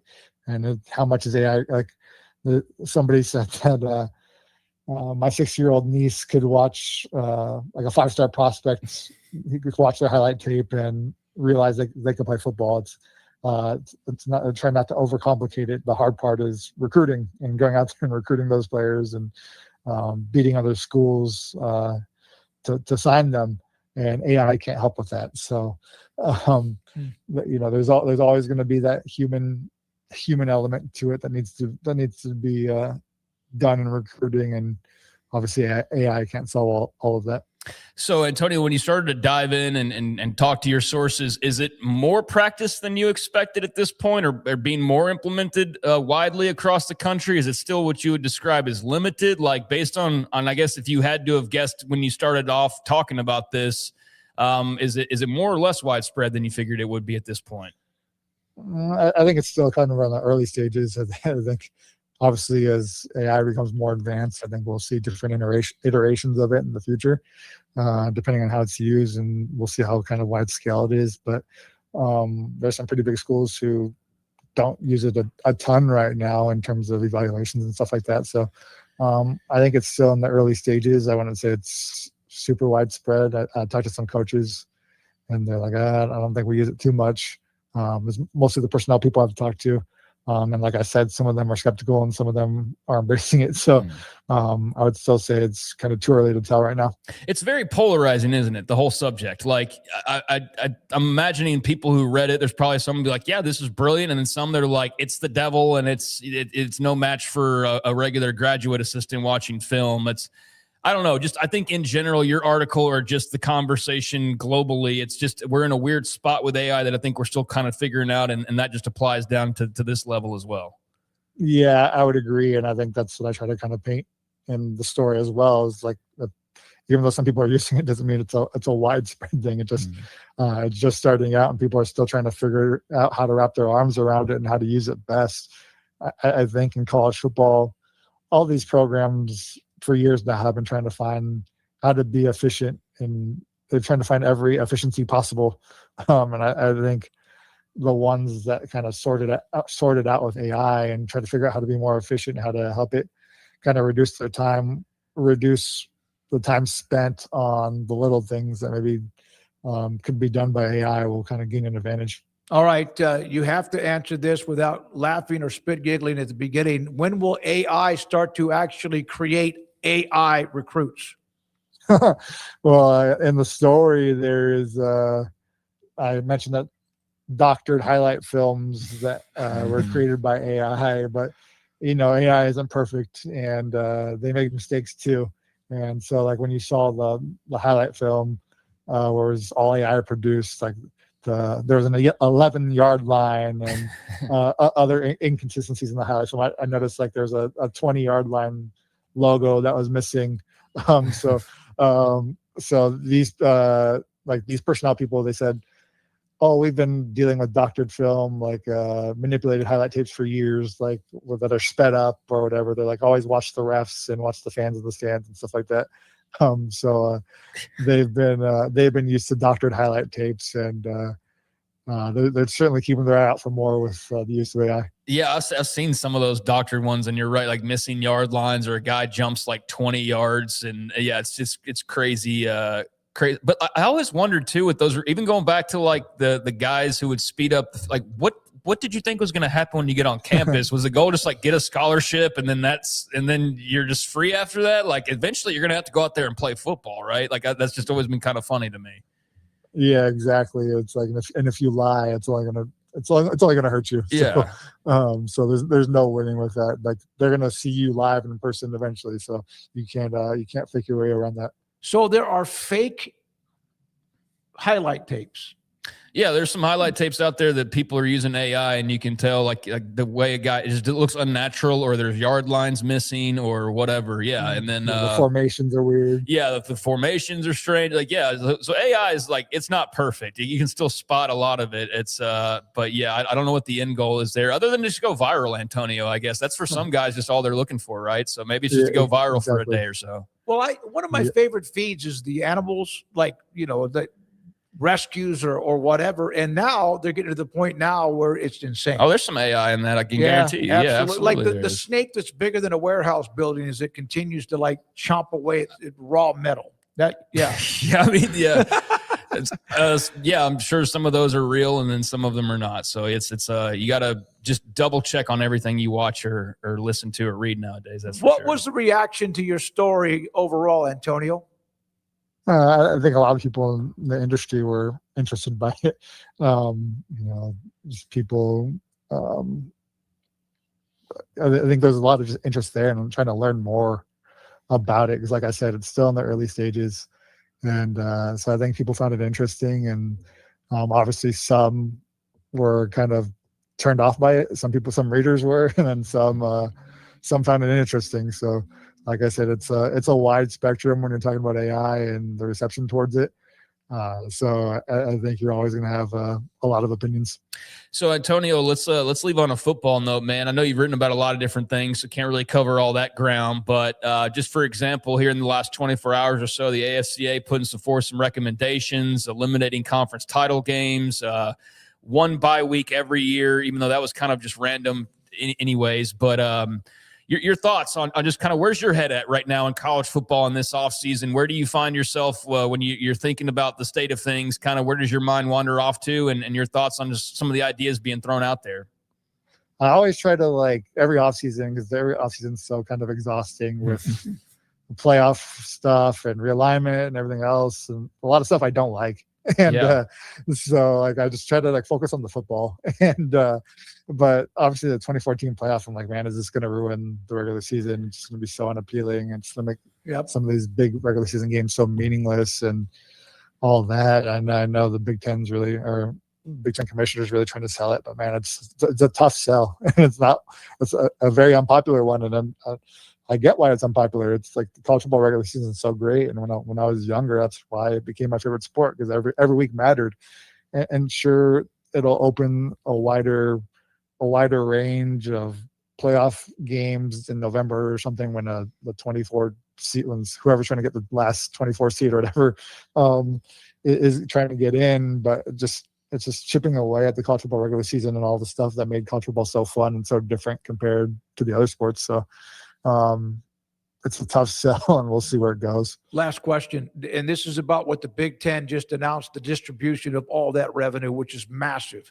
And USC and UCLA are in that 76 to 79 million for this year. And Oregon and Washington with a partial share, through like 2030, they got 46 and 48 million as a partial share, which is probably twice what they were getting from the Pac-12. What a move. There were a lot, what a move by those schools that got inside the Big Ten. Yeah, and I think it certainly helped on the recruiting trail, because I feel like the West Coast was getting picked apart by the SEC schools and Ohio State, because those were the Big Ten and the SEC were the premier conferences, and now those schools are in the Big Ten, and it's definitely helped the recruiting profile. I think you look at Oregon, they become a destination school, and USC just had the #1 recruiting class in the country. Bob Chesney is doing a great job recruiting wise at UCLA. They just had a big recruiting weekend, and they have the #5 class in the country right now. I know it's only May, but that's a lot better than UCLA's been doing in the past. And then Washington's seems like they're really finding solid ground. And the reason they were able to get Jed Fish from Arizona was because they were in the Big Ten. I know he made a big deal about that when he got hired. So we're starting to see that kind of pay off for those schools. It's taken some time for Oregon. Oregon found their footing right away, and they won the Big Ten in the first year. But I think we're starting to see the other schools like USC, UCLA, in Washington. It's starting to kind of pay off, and we're seeing what they're building towards now. Thank you, buddy. Good stuff. Antonio Morales with us from theathletic.com and the story that AI is, in fact, getting involved, how AI has infiltrated the college football recruiting landscape. And so thanks for his time. Bob Thompson joins us around the corner. Many other things to get to as well. Is there something we have not? I'm trying to think. I got confused on where we were. Let's break. Bob Thompson, from former Fox Sports executive, who had a great deal to do with the Big Ten Network when it launched, and what a monstrous thing that has been. He's around the corner. This is 365 Sports. Petty Clinic, lowt.com. Dr. Kent Petty can help you become the high-performance man you want to be, need to be, and used to be. What does used to be mean? As you get older, usually around the time you get to your mid to upper 30s, early 40s, your testosterone level, because of just father time, can drop. Not everybody. 1 out of every 3 to 4 men have symptomatic issues of low testosterone from your energy. You're lethargic. It's not the same. Something's missing. And then it also might be your sex drive, and or if you have that, your performance. That can be an issue too. And then on top of that, you're not sleeping the same. Just something's missing, and it could be your low T. If it is, how do you find out? Contact Petty Clinic, lowt.com. Tell them I sent you. They will set you up to get your blood work, an appointment for that, take care of it, and get your T level result. And if it's too low or not, get in touch with you to let you know the good news. Or, by the way, we have an option to increase your T level, your testosterone level, so you can become the high-performance man that you want to be, need to be, and used to be at Petty Clinic, lowt.com. Petty Clinic Men's Healthcare in Woodway is now proud to offer you men an exceptional weight management body sculpting product called semaglutide, also known as Ozempic or Wegovy. Semaglutide is an FDA-approved weight management medication. Once-a-week injections of this powerful medication offers an average body fat weight loss of 20% within the first year of treatment. In addition to body sculpting, semaglutide also normalizes blood sugars and has the clinical research proof of reducing blood pressure, cholesterol, stroke, and heart attack risk. If you're like most men and you have stubborn fat that will just not respond to typical diets and exercise, then help is finally here. Semaglutide. Affordable, highly effective. Google search Petty Clinic Waco and reach out to the Petty Clinic team today for a free consultation with Dr. Petty to see if semaglutide is right for you. Go to pettycliniclowt.com.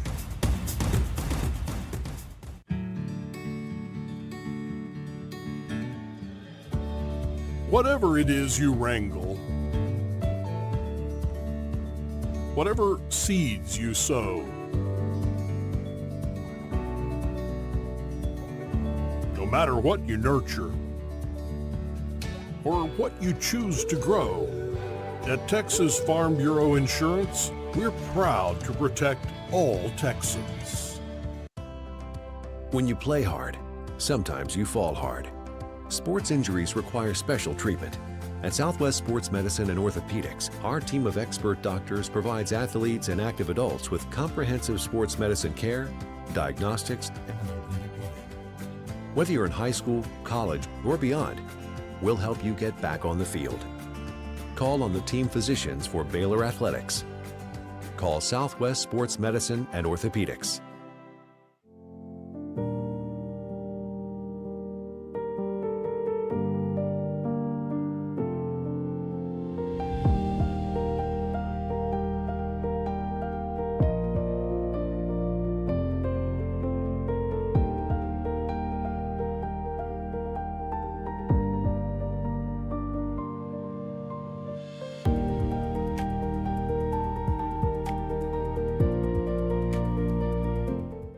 I pitched in the major leagues for 24 years, and let me tell you, I can feel it in my joints. Shoulders, elbows, and knees. Trust me, pain doesn't retire when you do. I tried everything to get rid of the pain. Nothing worked until QC Kinetics. Baseball legend Roger Clemens and other patients are getting lasting relief with QC Kinetics regenerative treatments. No surgery. I trust QC Kinetics. You should too. Let's commit to getting rid of all the pain. Schedule your free consultation today. QC Kinetics. Better starts here. From the TFNB Your Bank for Life studio. Now, it's time for the SMOAK Show. Presented by IdealMRI.com. Premium quality MRIs, convenient, affordable. That's ideal. And by Texas Farm Bureau Insurance. We are Texas Farm Bureau Insurance, your insurance provider built by Texans for Texans. And we've been protecting families in our great state since 1952. TFNB, your bank for life, serving Central Texans since 1889. It's time for the SMOAK Show on 365 Sports with David Smoke and Craig Smoke. All right, here we go. And a note, I have seen some of you go that you've moved past the Brendan Sorsby story, but until there's a verdict, or in this case, some sort of a whatever the ending might be, it's there. And it's going to carry into whatever he plays in the NFL. Is there a supplemental draft? Does he somehow win a Hail Mary of a ruling and gets to play another year in college? But David Purdom had a story about him, about the fact that there's investigations. We know that. And then Dan Wetzel, who's been on this show many, many times, Craig, said that there is no doubt that a bunch of low-risk type bets, but a bunch of them that he did and how he placed, and they have the evidence to show it. Yeah, I mean, I can understand having a little bit of Sorsby news ad nauseum after the last week, because it's been like a daily thing. This is very minor compared to the kind of lengthier conversations we've had, and it's going to reach a point soon where eventually he's going to have to leave his treatment facility and address this head on. And however that goes, we'll see it when that time comes. But I mean, just the update to the story is just simply that for David Purdom's purposes here on ESPN.com, he did report that the Indiana Gaming Commission and Ohio Casino Control Commission are both investigating Sorsby over alleged betting activity before transferring to Texas Tech. Officials for the IGC and the OCCC confirmed Sounds like investigations. an Olympic committee or something. Yeah.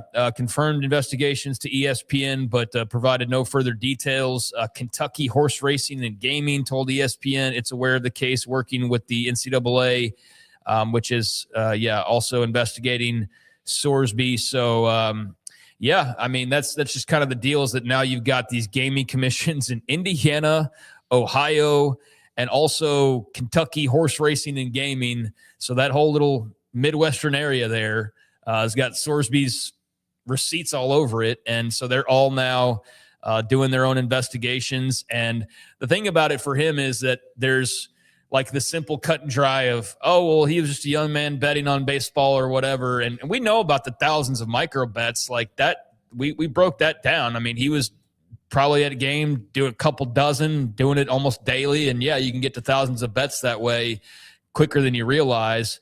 And especially if a lot of them are low money, it's like $5 here or $1 here or whatever the bids would be. So, I mean, that can get out of control pretty quickly, and clearly it got out of control for him. To whether you agree with it morally or not, he's in this position. So underage betting, that was a no-no, and he did that. Skirting around the rules, I think he definitely attempted to do that. He had accounts with sports books, daily fantasy operators in several states, according to various sources in reporting, who described him as high-volume, low-stakes bettor. He placed a lot of wagers for minimal amounts, and some of them were placed using an account under a different name. So that help explains like how he got around some of this. But yeah, he's got multiple state gaming commissions looking into him. He was underage at some point. He was betting on his own team. He was using somebody else's account. That to me doesn't add up to being good for him in the long run. I mean, I know you don't even need those details. Some people, of just the simple act of betting on Indiana when he did, that's enough for you to go, all right, banned from the sport. That's enough. But then you add in all these other things, and it's like, yeah, he's got a really tough hill to climb here as far as Jeffrey Kessler or no Jeffrey Kessler. I wonder what the timeline is, Craig, of if he started to use other people's member usernames, whatever. Was that when maybe they started to figure it out? I don't know. There's a lot of theories on how it got figured out. It's still what we don't quite know. Some people still blame Cincinnati directly, that they wanted their money. He didn't give them their money. And so they said, you know what? We're going to sue your ass. And maybe thought that he would say, all right, fine, I'll give you your money. And that would be the end of it. Or maybe they thought there would be a court battle.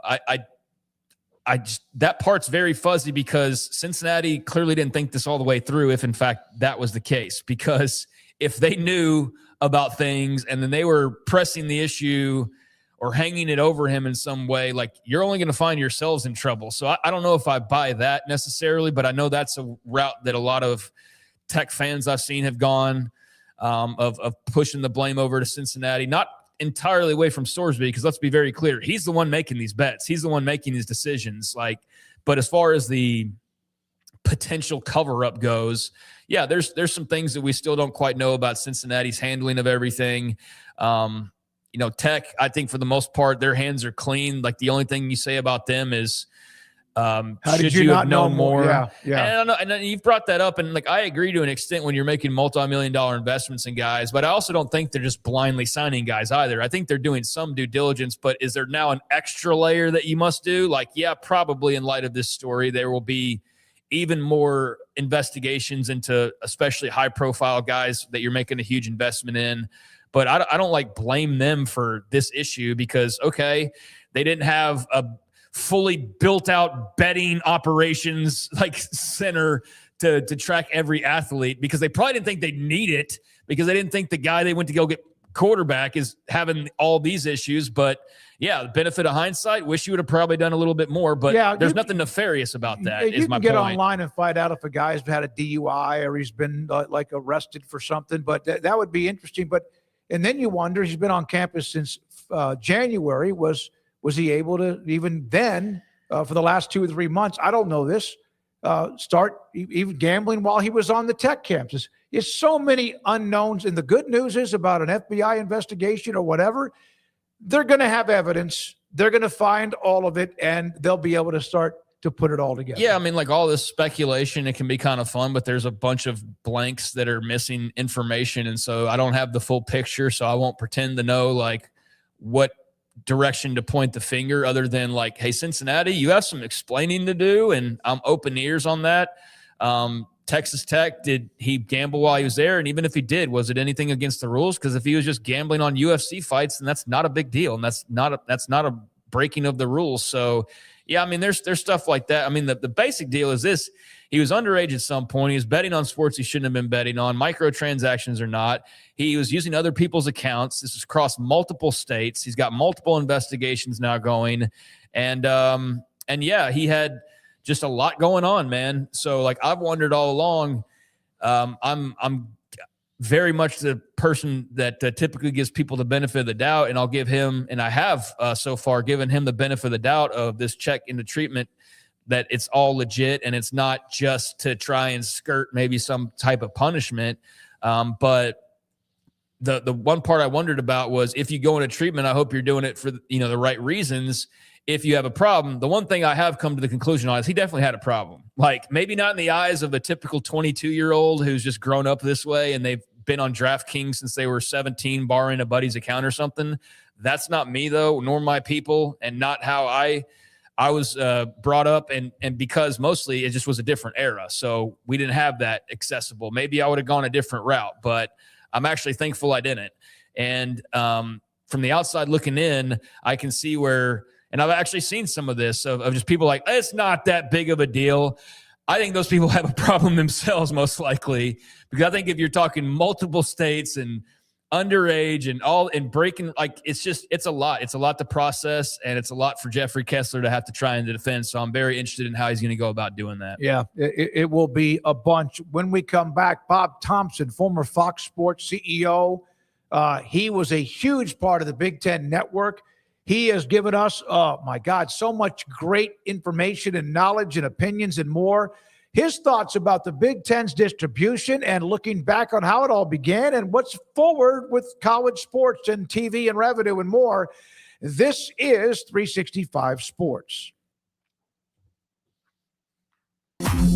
It's time to compete against yourself, finding too many excuses not to work out combined with bad eating habits, and Waco Regional Tennis and Fitness can help reach inside your competitive soul. Discipline, getting results you've only dreamed about, personal training, group exercise classes, and even a tanning bed, world-class tennis facility, and pickleball courts and lessons available. Waco Regional Tennis and Fitness, spacious, clean workout rooms, free weights, state-of-the-art technology, weight training equipment, and no intimidation. It's time for you to react today, not tomorrow, at Waco Regional Tennis and Fitness on Lakeshore Drive in Waco.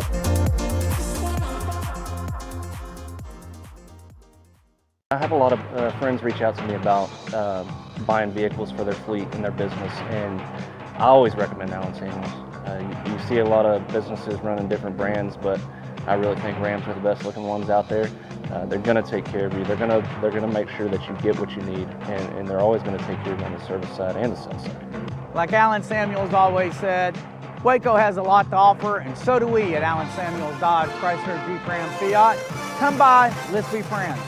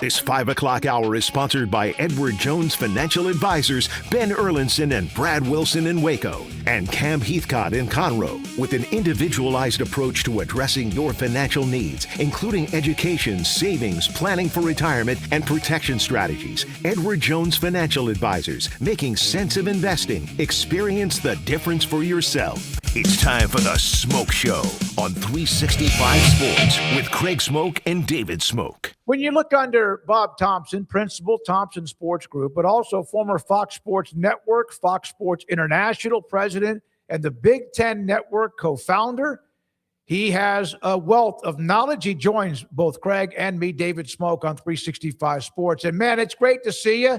I think I see a little golf sunburn or something on your face, right? It is that. Well, it's always that time of the year where you live, right? Yeah, we have unusually cool weather for this time. It's not even 80, and so I had to run out. So you were a major part of the Big Ten Network when it launched. We've discussed that and all those negotiations. What was your reaction when you saw the amount of money that was distributed by the Big Ten after the 24-25 revenue? Well, it's pretty much in line with what we expected. I think there's a lot of chatter going back and forth over the Big Ten distribution versus the SEC distribution. And I think about for the guys that got full share, it's about a $7 million difference. A couple things to keep in mind. It's 24-25 season, so not this year's CFP, but the previous one. I believe the SEC only had 3 schools in, and I think the Big Ten had 4.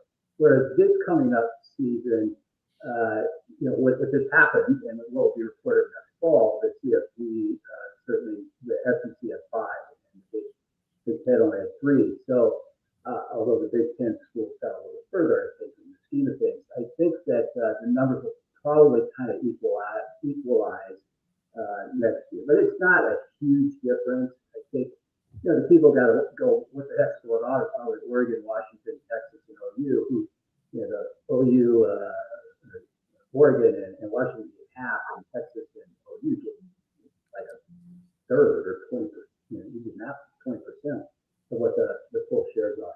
But the numbers are pretty much in line. They're getting big, no doubt.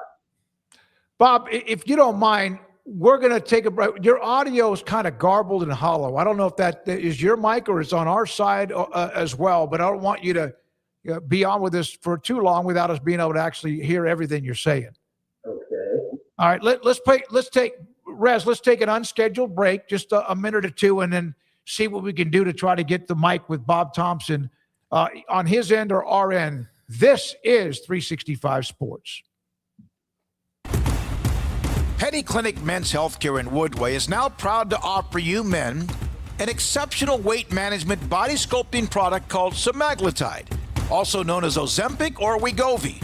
Semaglutide is an FDA-approved weight management medication. Once-a-week injections of this powerful medication offers an average body fat weight loss of 20% within the first year of treatment. In addition to body sculpting, semaglutide also normalizes blood sugars and has the clinical research proof of reducing blood pressure, cholesterol, stroke, and heart attack risk. If you're like most men and you have stubborn fat that will just not respond to typical diets and exercise, then help is finally here. Semaglutide. Affordable, highly effective. Google search Petty Clinic Waco and reach out to the Petty Clinic team today for a free consultation with Dr. Petty to see if semaglutide is right for you. Go to pettycliniclowt.com.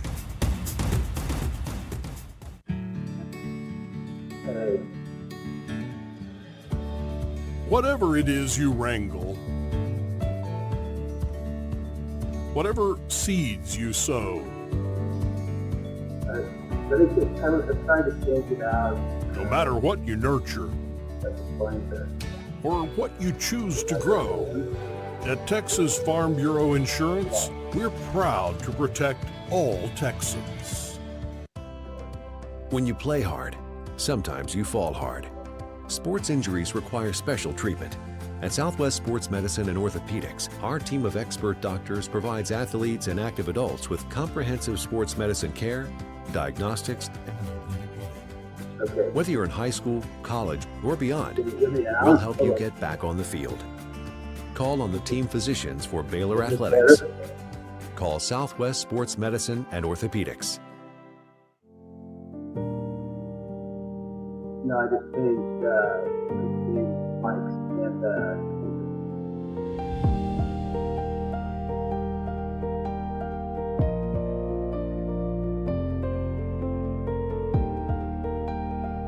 all right, sounds good.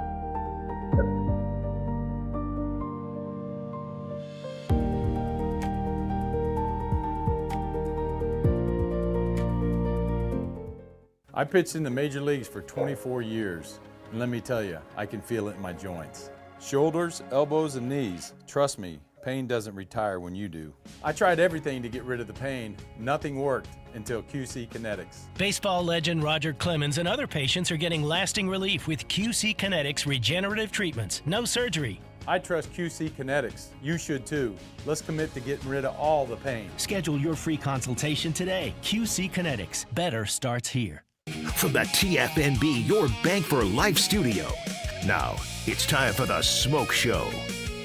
Presented by IdealMRI.com. Premium quality MRIs, convenient, affordable. That's ideal. And by Texas Farm Bureau Insurance.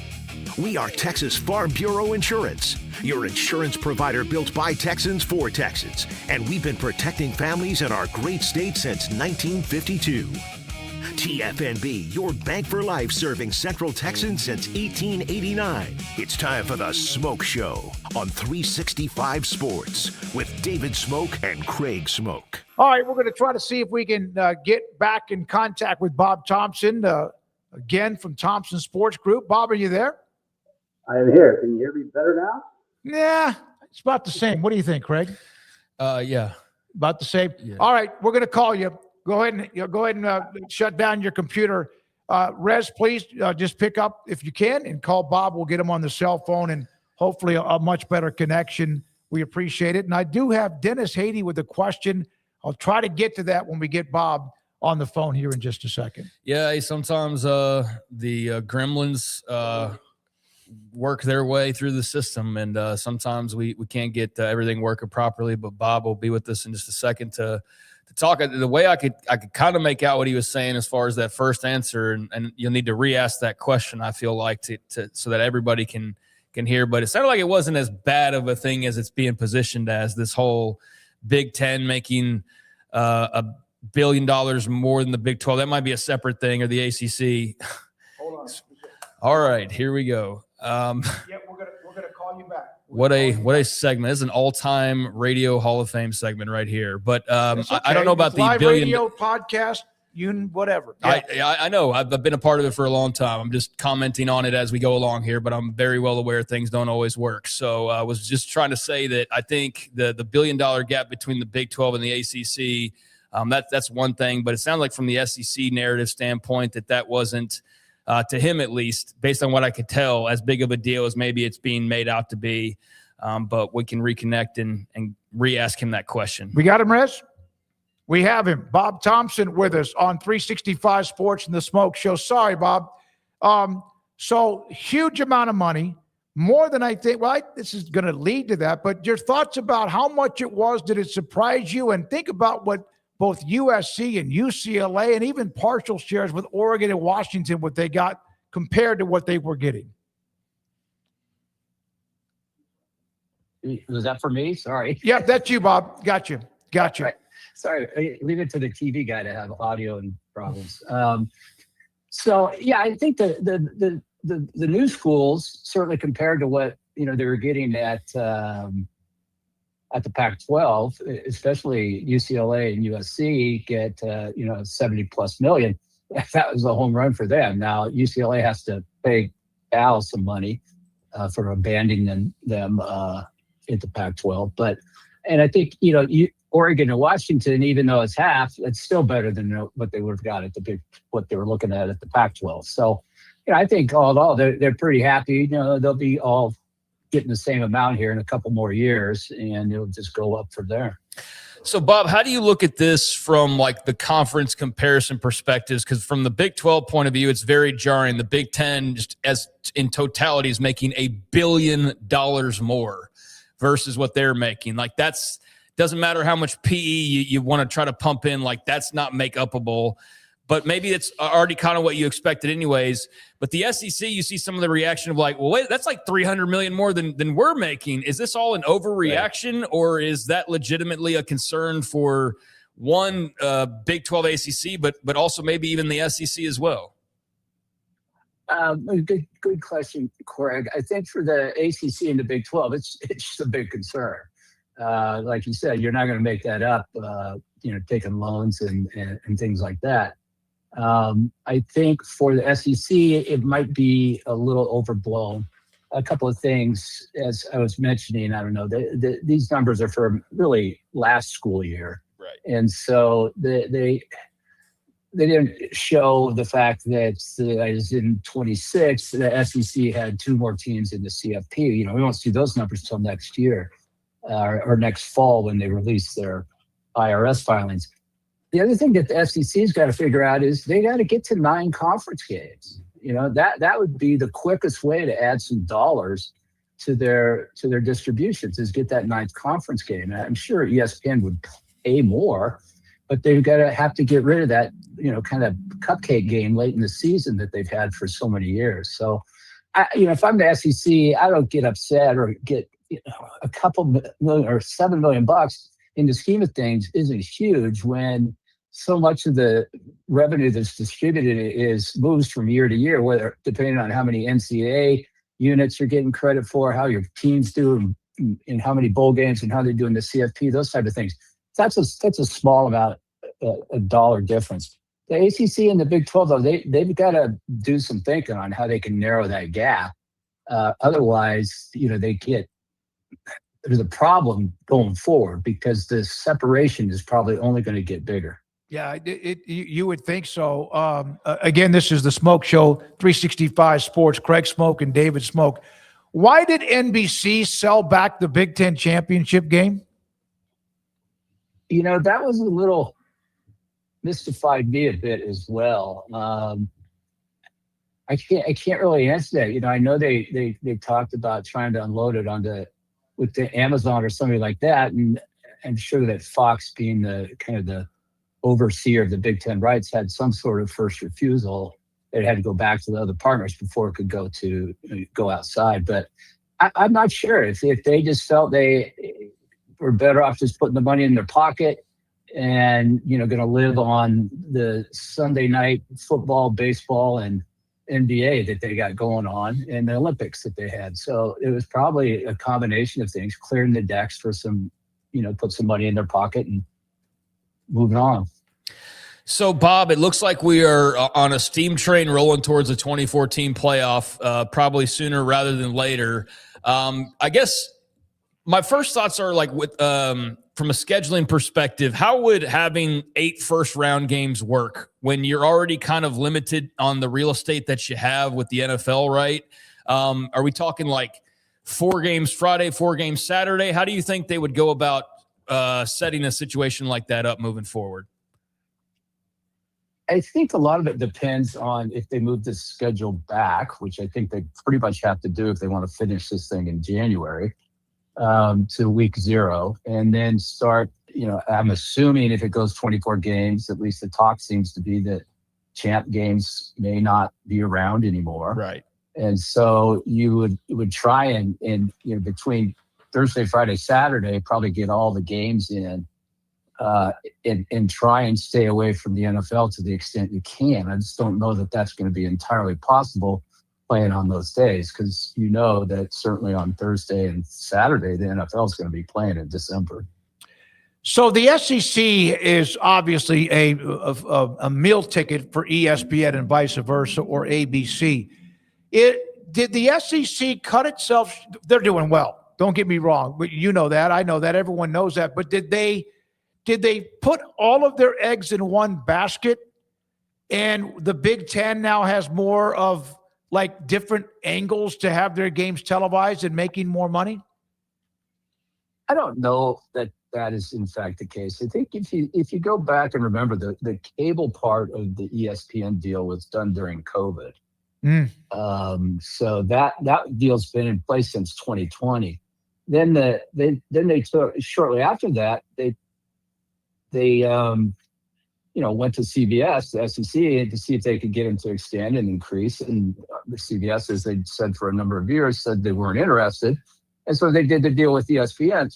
But again, that was done a couple of years before the deal even started. So part of the difference here is just the timing standpoint. The fact that the SEC's deals were done a couple of years before the Big Ten deals were done. And you're going to have a little bit of difference because, streaming kind of took off and they started showing up here and there and, spending big money in different leagues. And the fervor was hot and heavy to get these conferences lined up. And unfortunately for the SEC, they went a little early. And I'm not saying that's wrong. And I'm not saying the ESPN ABC combo is bad. It's a great combo. All you have to do is look at the ratings that they were able to pull.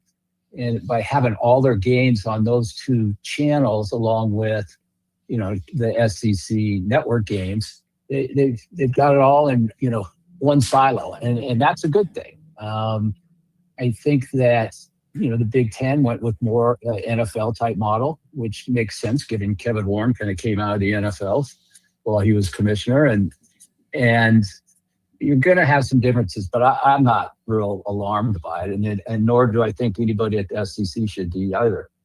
What did you think about ESPN and the CW getting together with the PAC to provide the PAC with some solid streaming? Was that kind of out of nowhere? Was that just kind of business as usual? How did you view that whole thing from a few days ago? Well, it was a little bit of a surprise. I mean, don't get me wrong. ESPN has been trying to kind of become this aggregator. So is Amazon Prime, where that everybody's webs or apps can be accessed through either Prime Video or in the case of ESPN through ESPN Unlimited app. And so they're comfortable doing that. I think for the CW, it's great. They don't really have a dedicated sports app. It's just their network app, and it puts them into I turned it a very nice neighborhood that they weren't in before, and that they probably wouldn't get in without tagging on ESPN's coattails. So now on a Saturday when you turn on ESPN Unlimited, the CW games is going to be another tile, just like the ESPN games are tiles. And it wouldn't surprise me if you see more of this kind of, bundling of apps and services in a variety of places, because you gotta be everywhere these days. You can't just be on linear, can't just be on streaming. You got to be everywhere. And for the CW, I think it was a very smart deal on their side. I don't know what the economics are. If ESPN gets a royalty every time someone hits on a tile that's a CW game, or how it actually works, but I think for the conferences, it's great. They had really no ESPN association, either of those two conferences, whether it's Mountain West or the Pac-12. Certainly, the ACC games did, or the ACC conference does. But all those games on the CW being in that ESPN neighborhood, there's going to be some nice rub-off for those conferences. Tony Petitti in the Big Ten started touting the expanded playoff. I think they were the ones, or he was the one that mentioned 24, and he had his ways of getting the Big Ten members to understand it. I just can't imagine that. Wouldn't surprise me. My God, one day there's 100. But if they go from where they are now, 12, 16, what you think, if they're going to grow, make sure it works. Bob, how are they going to get all those games on TV? And will it be, no doubt, that Fox and NBC or whoever else has to be involved in it? I think at 12, you really didn't have to involve anybody else. You go beyond 12, you're going to have to involve other people. And, I've always said, people wondered why Fox didn't go, after those games, a few years ago. They probably never even had a shot. My guess is the ESPN deal with CFP gave them kind of first right of refusal and first right of negotiation, and they probably got a deal done before anything was triggered that anybody else could even look at it. I don't think that's the case if they go beyond. I think if they go beyond 16, it has to go out. And just from a standpoint of trying to get all the games on the air, you're really left with no other choice but to go. Mm-hmm. And in the case, for instance, of Fox, Fox isn't going to do, I'll put this in NFL games. Fox isn't just going to buy a couple of wild card games. They're not going to do NFL or CFP playoffs unless they get a shot at semis and finals, a rotational type setup, much like the NFL has now. That's just not their mentality. They like big events, and obviously NBC does as well. So I really think that if you go to 24, you're going to have, it's going to be a scheduling bit of a nightmare, but it's not undoable. It can certainly be done, but you're going to need more outlets because there's going to probably be some overlap. So one way to address the schedule is, instead of conference championship weekends, those go to the waste, or conference championship weekend. That becomes the first round of this expanded playoff. That's the way it's been presented. I know that the conference title game was the brainchild of the SEC really not that terribly long ago, and then everybody else followed suit. Just what are your thoughts as somebody who has negotiated contracts, been through all of this conversation over the last several years, and what are your thoughts on the conference title games going to the wayside to make room for the first round playoff? Any particular thoughts on that? Well, it's the first thought I have is somebody's going to have to make up 25 or 30 million bucks, which is kind of a going rate for some of those conference games. So you're already, when you start looking at the expanded CFP and how much you might get paid for that, you're already starting at a hole. You've got to replace those champ games. So that's one tough problem. The other thing is, if you look at it, I would probably say some of the champ games are probably better games than the first round of the CFP games, especially if you get to 24. So do you really want to do that? And is there a way to keep the champ games and maybe be at 16? It just seems to me, we went so fast 12 and then so fast beyond that now we're talking 16, and that's kind of gotten skipped straight over, and we're headed to 24, which seems very fast for that to happen, given we're only 2 years into the 12 team. Yeah. I think we're entering year 3 here, and they're already trying to. 16 is just not even going to be a thing apparently. But I guess that's the chasing of the money part of this. So the Big 12, after a couple years of negotiations, reaches this deal with Redbird Capital, offering a loan, a high interest loan to schools that want to take them up on that. And so far, no takers on that. But there is the thought that because of Redbird and a relationship with Paramount and other investments and whatnot, that this could be more of a long play by Brett Yormark, less about loans right now and more about maybe this all working in their favor for TV deals down the line. Do you see that as a logical approach? Does that make sense to you? And what are your thoughts on getting in bed with Redbird Capital and the payoff or lack thereof maybe? Well, I think it's great as an option for the schools in the Big 12. As you mentioned, no one has taken it at this point. Again, I'm not sure exactly what the terms are, but if it's your typical private credit deal, it's probably not quite as good as prime lending rate, and you're going to pay over the long run. But I think that as far as the association between Redbird and their association with Paramount, I mean that's got to be a good thing for the Big 12. I think. They've had games on TNT, which is now going to be in the Paramount kind of table. And I think that CBS Sports and the folks who have bought Paramount, the Skydance folks, they're big sports fans, and they intend to have sports be a cornerstone. And they've probably got with TNT and TBS and the network and CBS Sports Network, they've got some outlets that they can put some additional collegiate sports on, and the Big 12 certainly would seem to be one that they've had some, good association with in the past on the TNT side, and maybe it works for them going forward. So Craig brought up Paramount. It was CBS Sports, and still some of that, and now you have this new name. Is it like sometimes you get confused on who owns whom? I've been confused on who owns who since the first time I was purchased back in 1982. Wow. Yeah. It changes constantly. And it's just, it's a sign of the times and consolidation and things like that, especially on the linear side of things is going to be something that we're going to live with going forward. And it's going to, at some point, hit the streaming side. There's too many people losing too much money for there not to be some rounds of consolidation. I'm already seeing grumblings about the increases in the streaming channel costs. The streaming, whether it's Netflix or whoever, those prices are going up, and they keep buying sports. We know what's going to happen. They're going to go up even more. I mean, that's what happened on the linear side, and it's going to happen on the streaming side as well.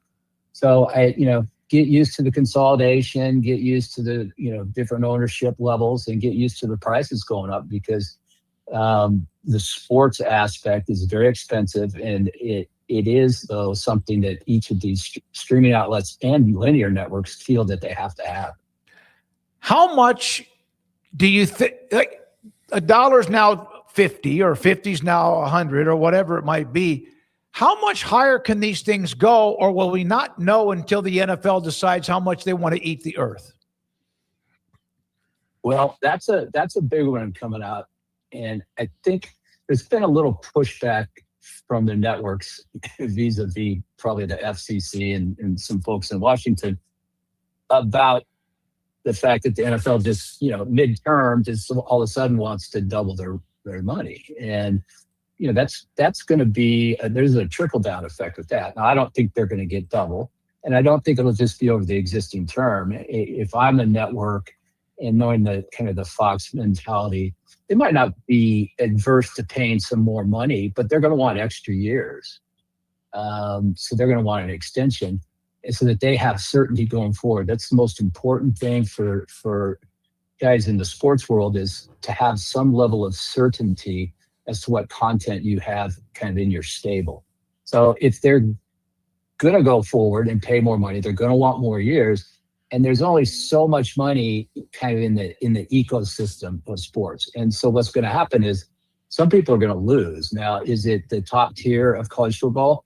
Probably they might not get as much as they could have counted on, but they're going to still be okay. But there's going to be some lower levels that are going to, take it in the shorts a little bit because the dollars are going to be reallocated, and there's only so much revenue that can be brought in, so you can only kick so much out in expense. And I think that's my concern for the collegiate side.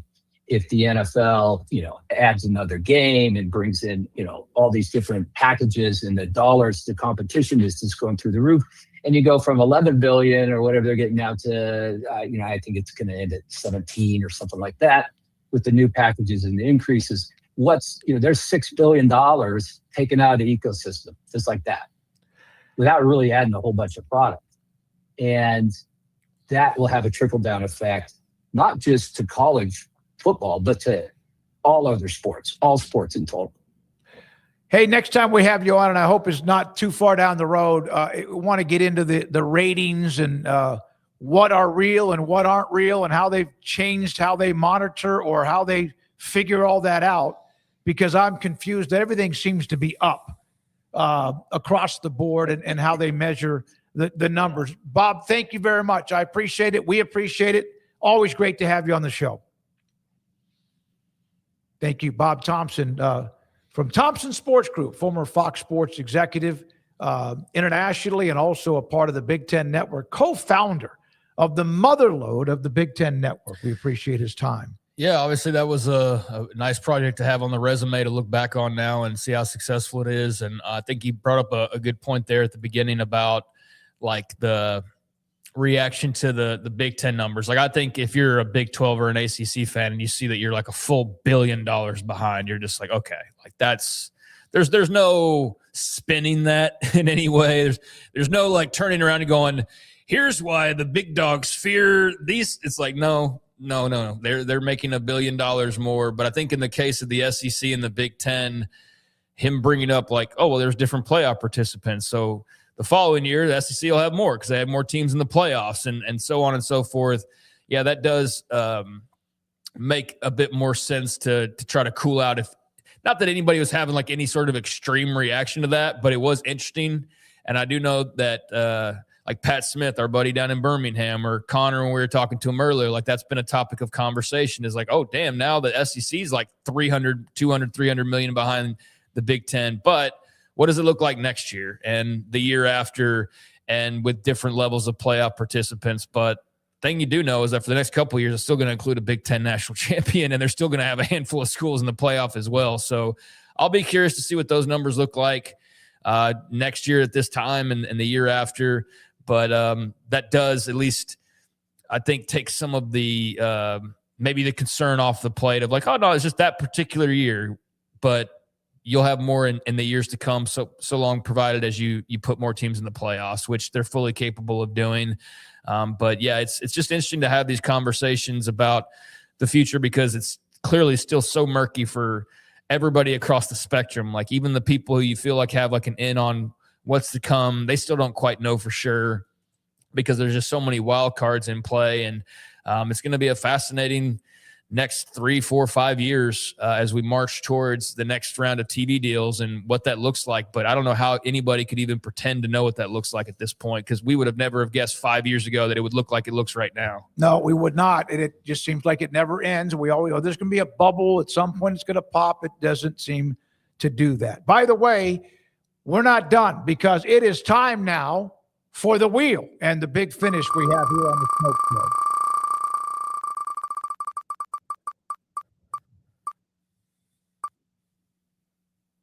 Have you ever walked into a Costco? Is there a stadium room that gives you chills seeing it in person or on TV? Chills.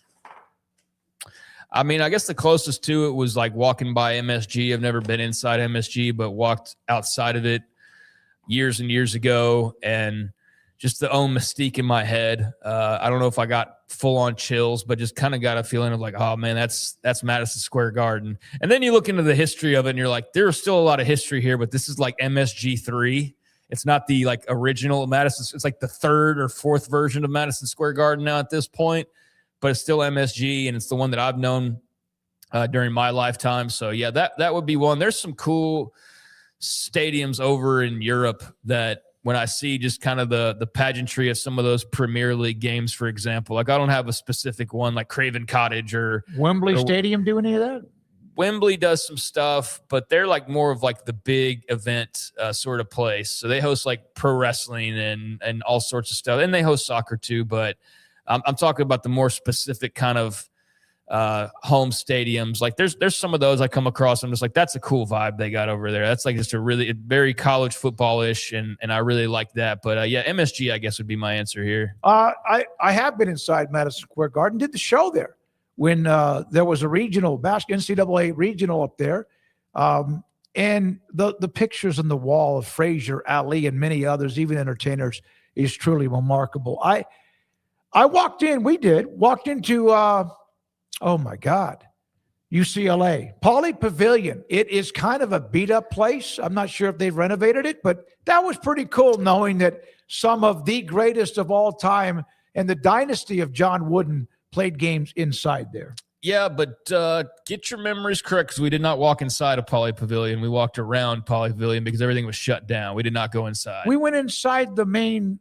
outer concourse. Maybe I'm misremembering. That's entirely possible, but I feel like we weren't allowed in because it was locked up. But Nebraska, going to Lincoln Memorial Stadium a couple years ago, that was one I got some chills. That's still amazing. It took me until I was 65 to do that because it was just always hard to go watch them on the road because of my high school football coverage. That was unbelievable. It just turns out you just need to kind of know the head coach of the program, and then that's the way to find your way to some ticket availability. So yeah, shout out forever to Matt Rule for that. Doesn't mean we won't have critiques from time to time, but we'll always be grateful for helping produce that experience. So yeah, walking into Nebraska Stadium after seeing it on TV for so many years, that was pretty special too. All right.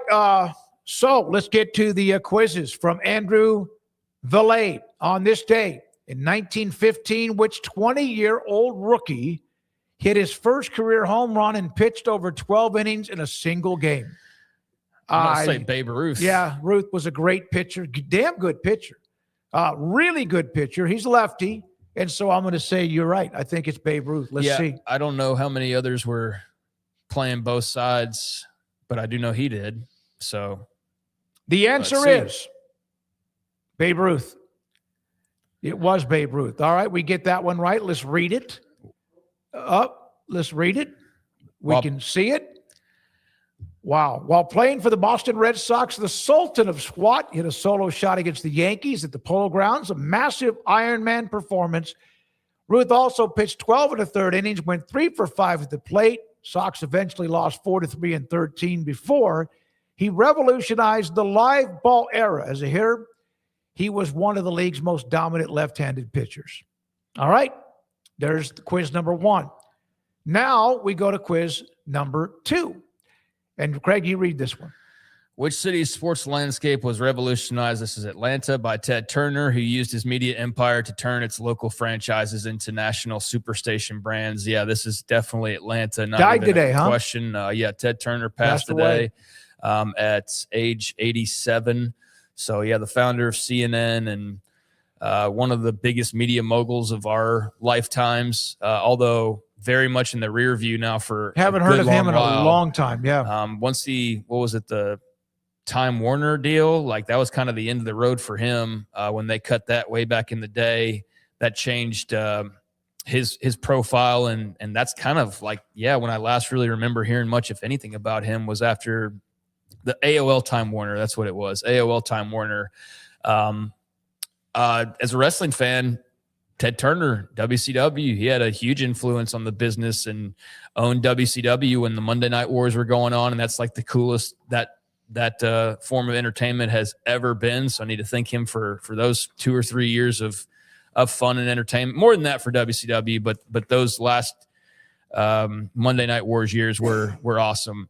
But yeah, Ted Turner, Atlanta, synonymous, still got a lot of, we got a big old house that was like the production studio out there in Atlanta. I forget what the name of it is.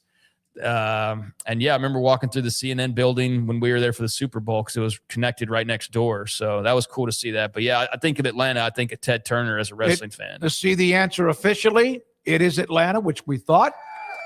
Thank you very much. We're 2-0. And if you'll pop that out, Rez, so we can read it.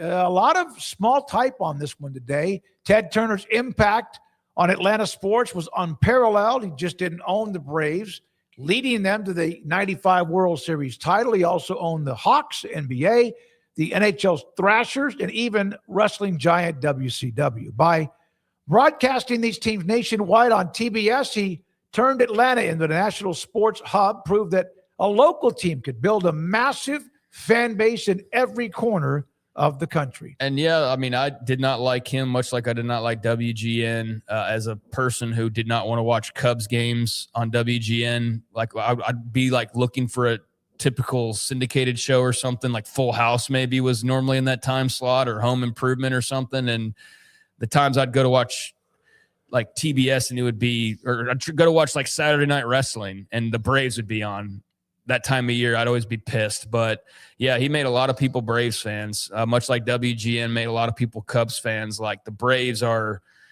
definitely in a different bracket because of that TBS coverage and Turner Sports and all of that. So yeah, that was an institution and created millions of Braves fans, I would imagine, when all was said and done. TNT, WTBS, the local regional teams could be seen all over the country, like WGN, what you mentioned, Chicago, and of course founded CNN, the first ever 24-hour cable news network channel. All right, now to the poll results. Can Texas Tech win the Big 12 without Brendan Sorsby? 65 say yes, bet on it. 35 say irreplaceable. Yeah, I like the phrase there. Yes, I'd bet on it.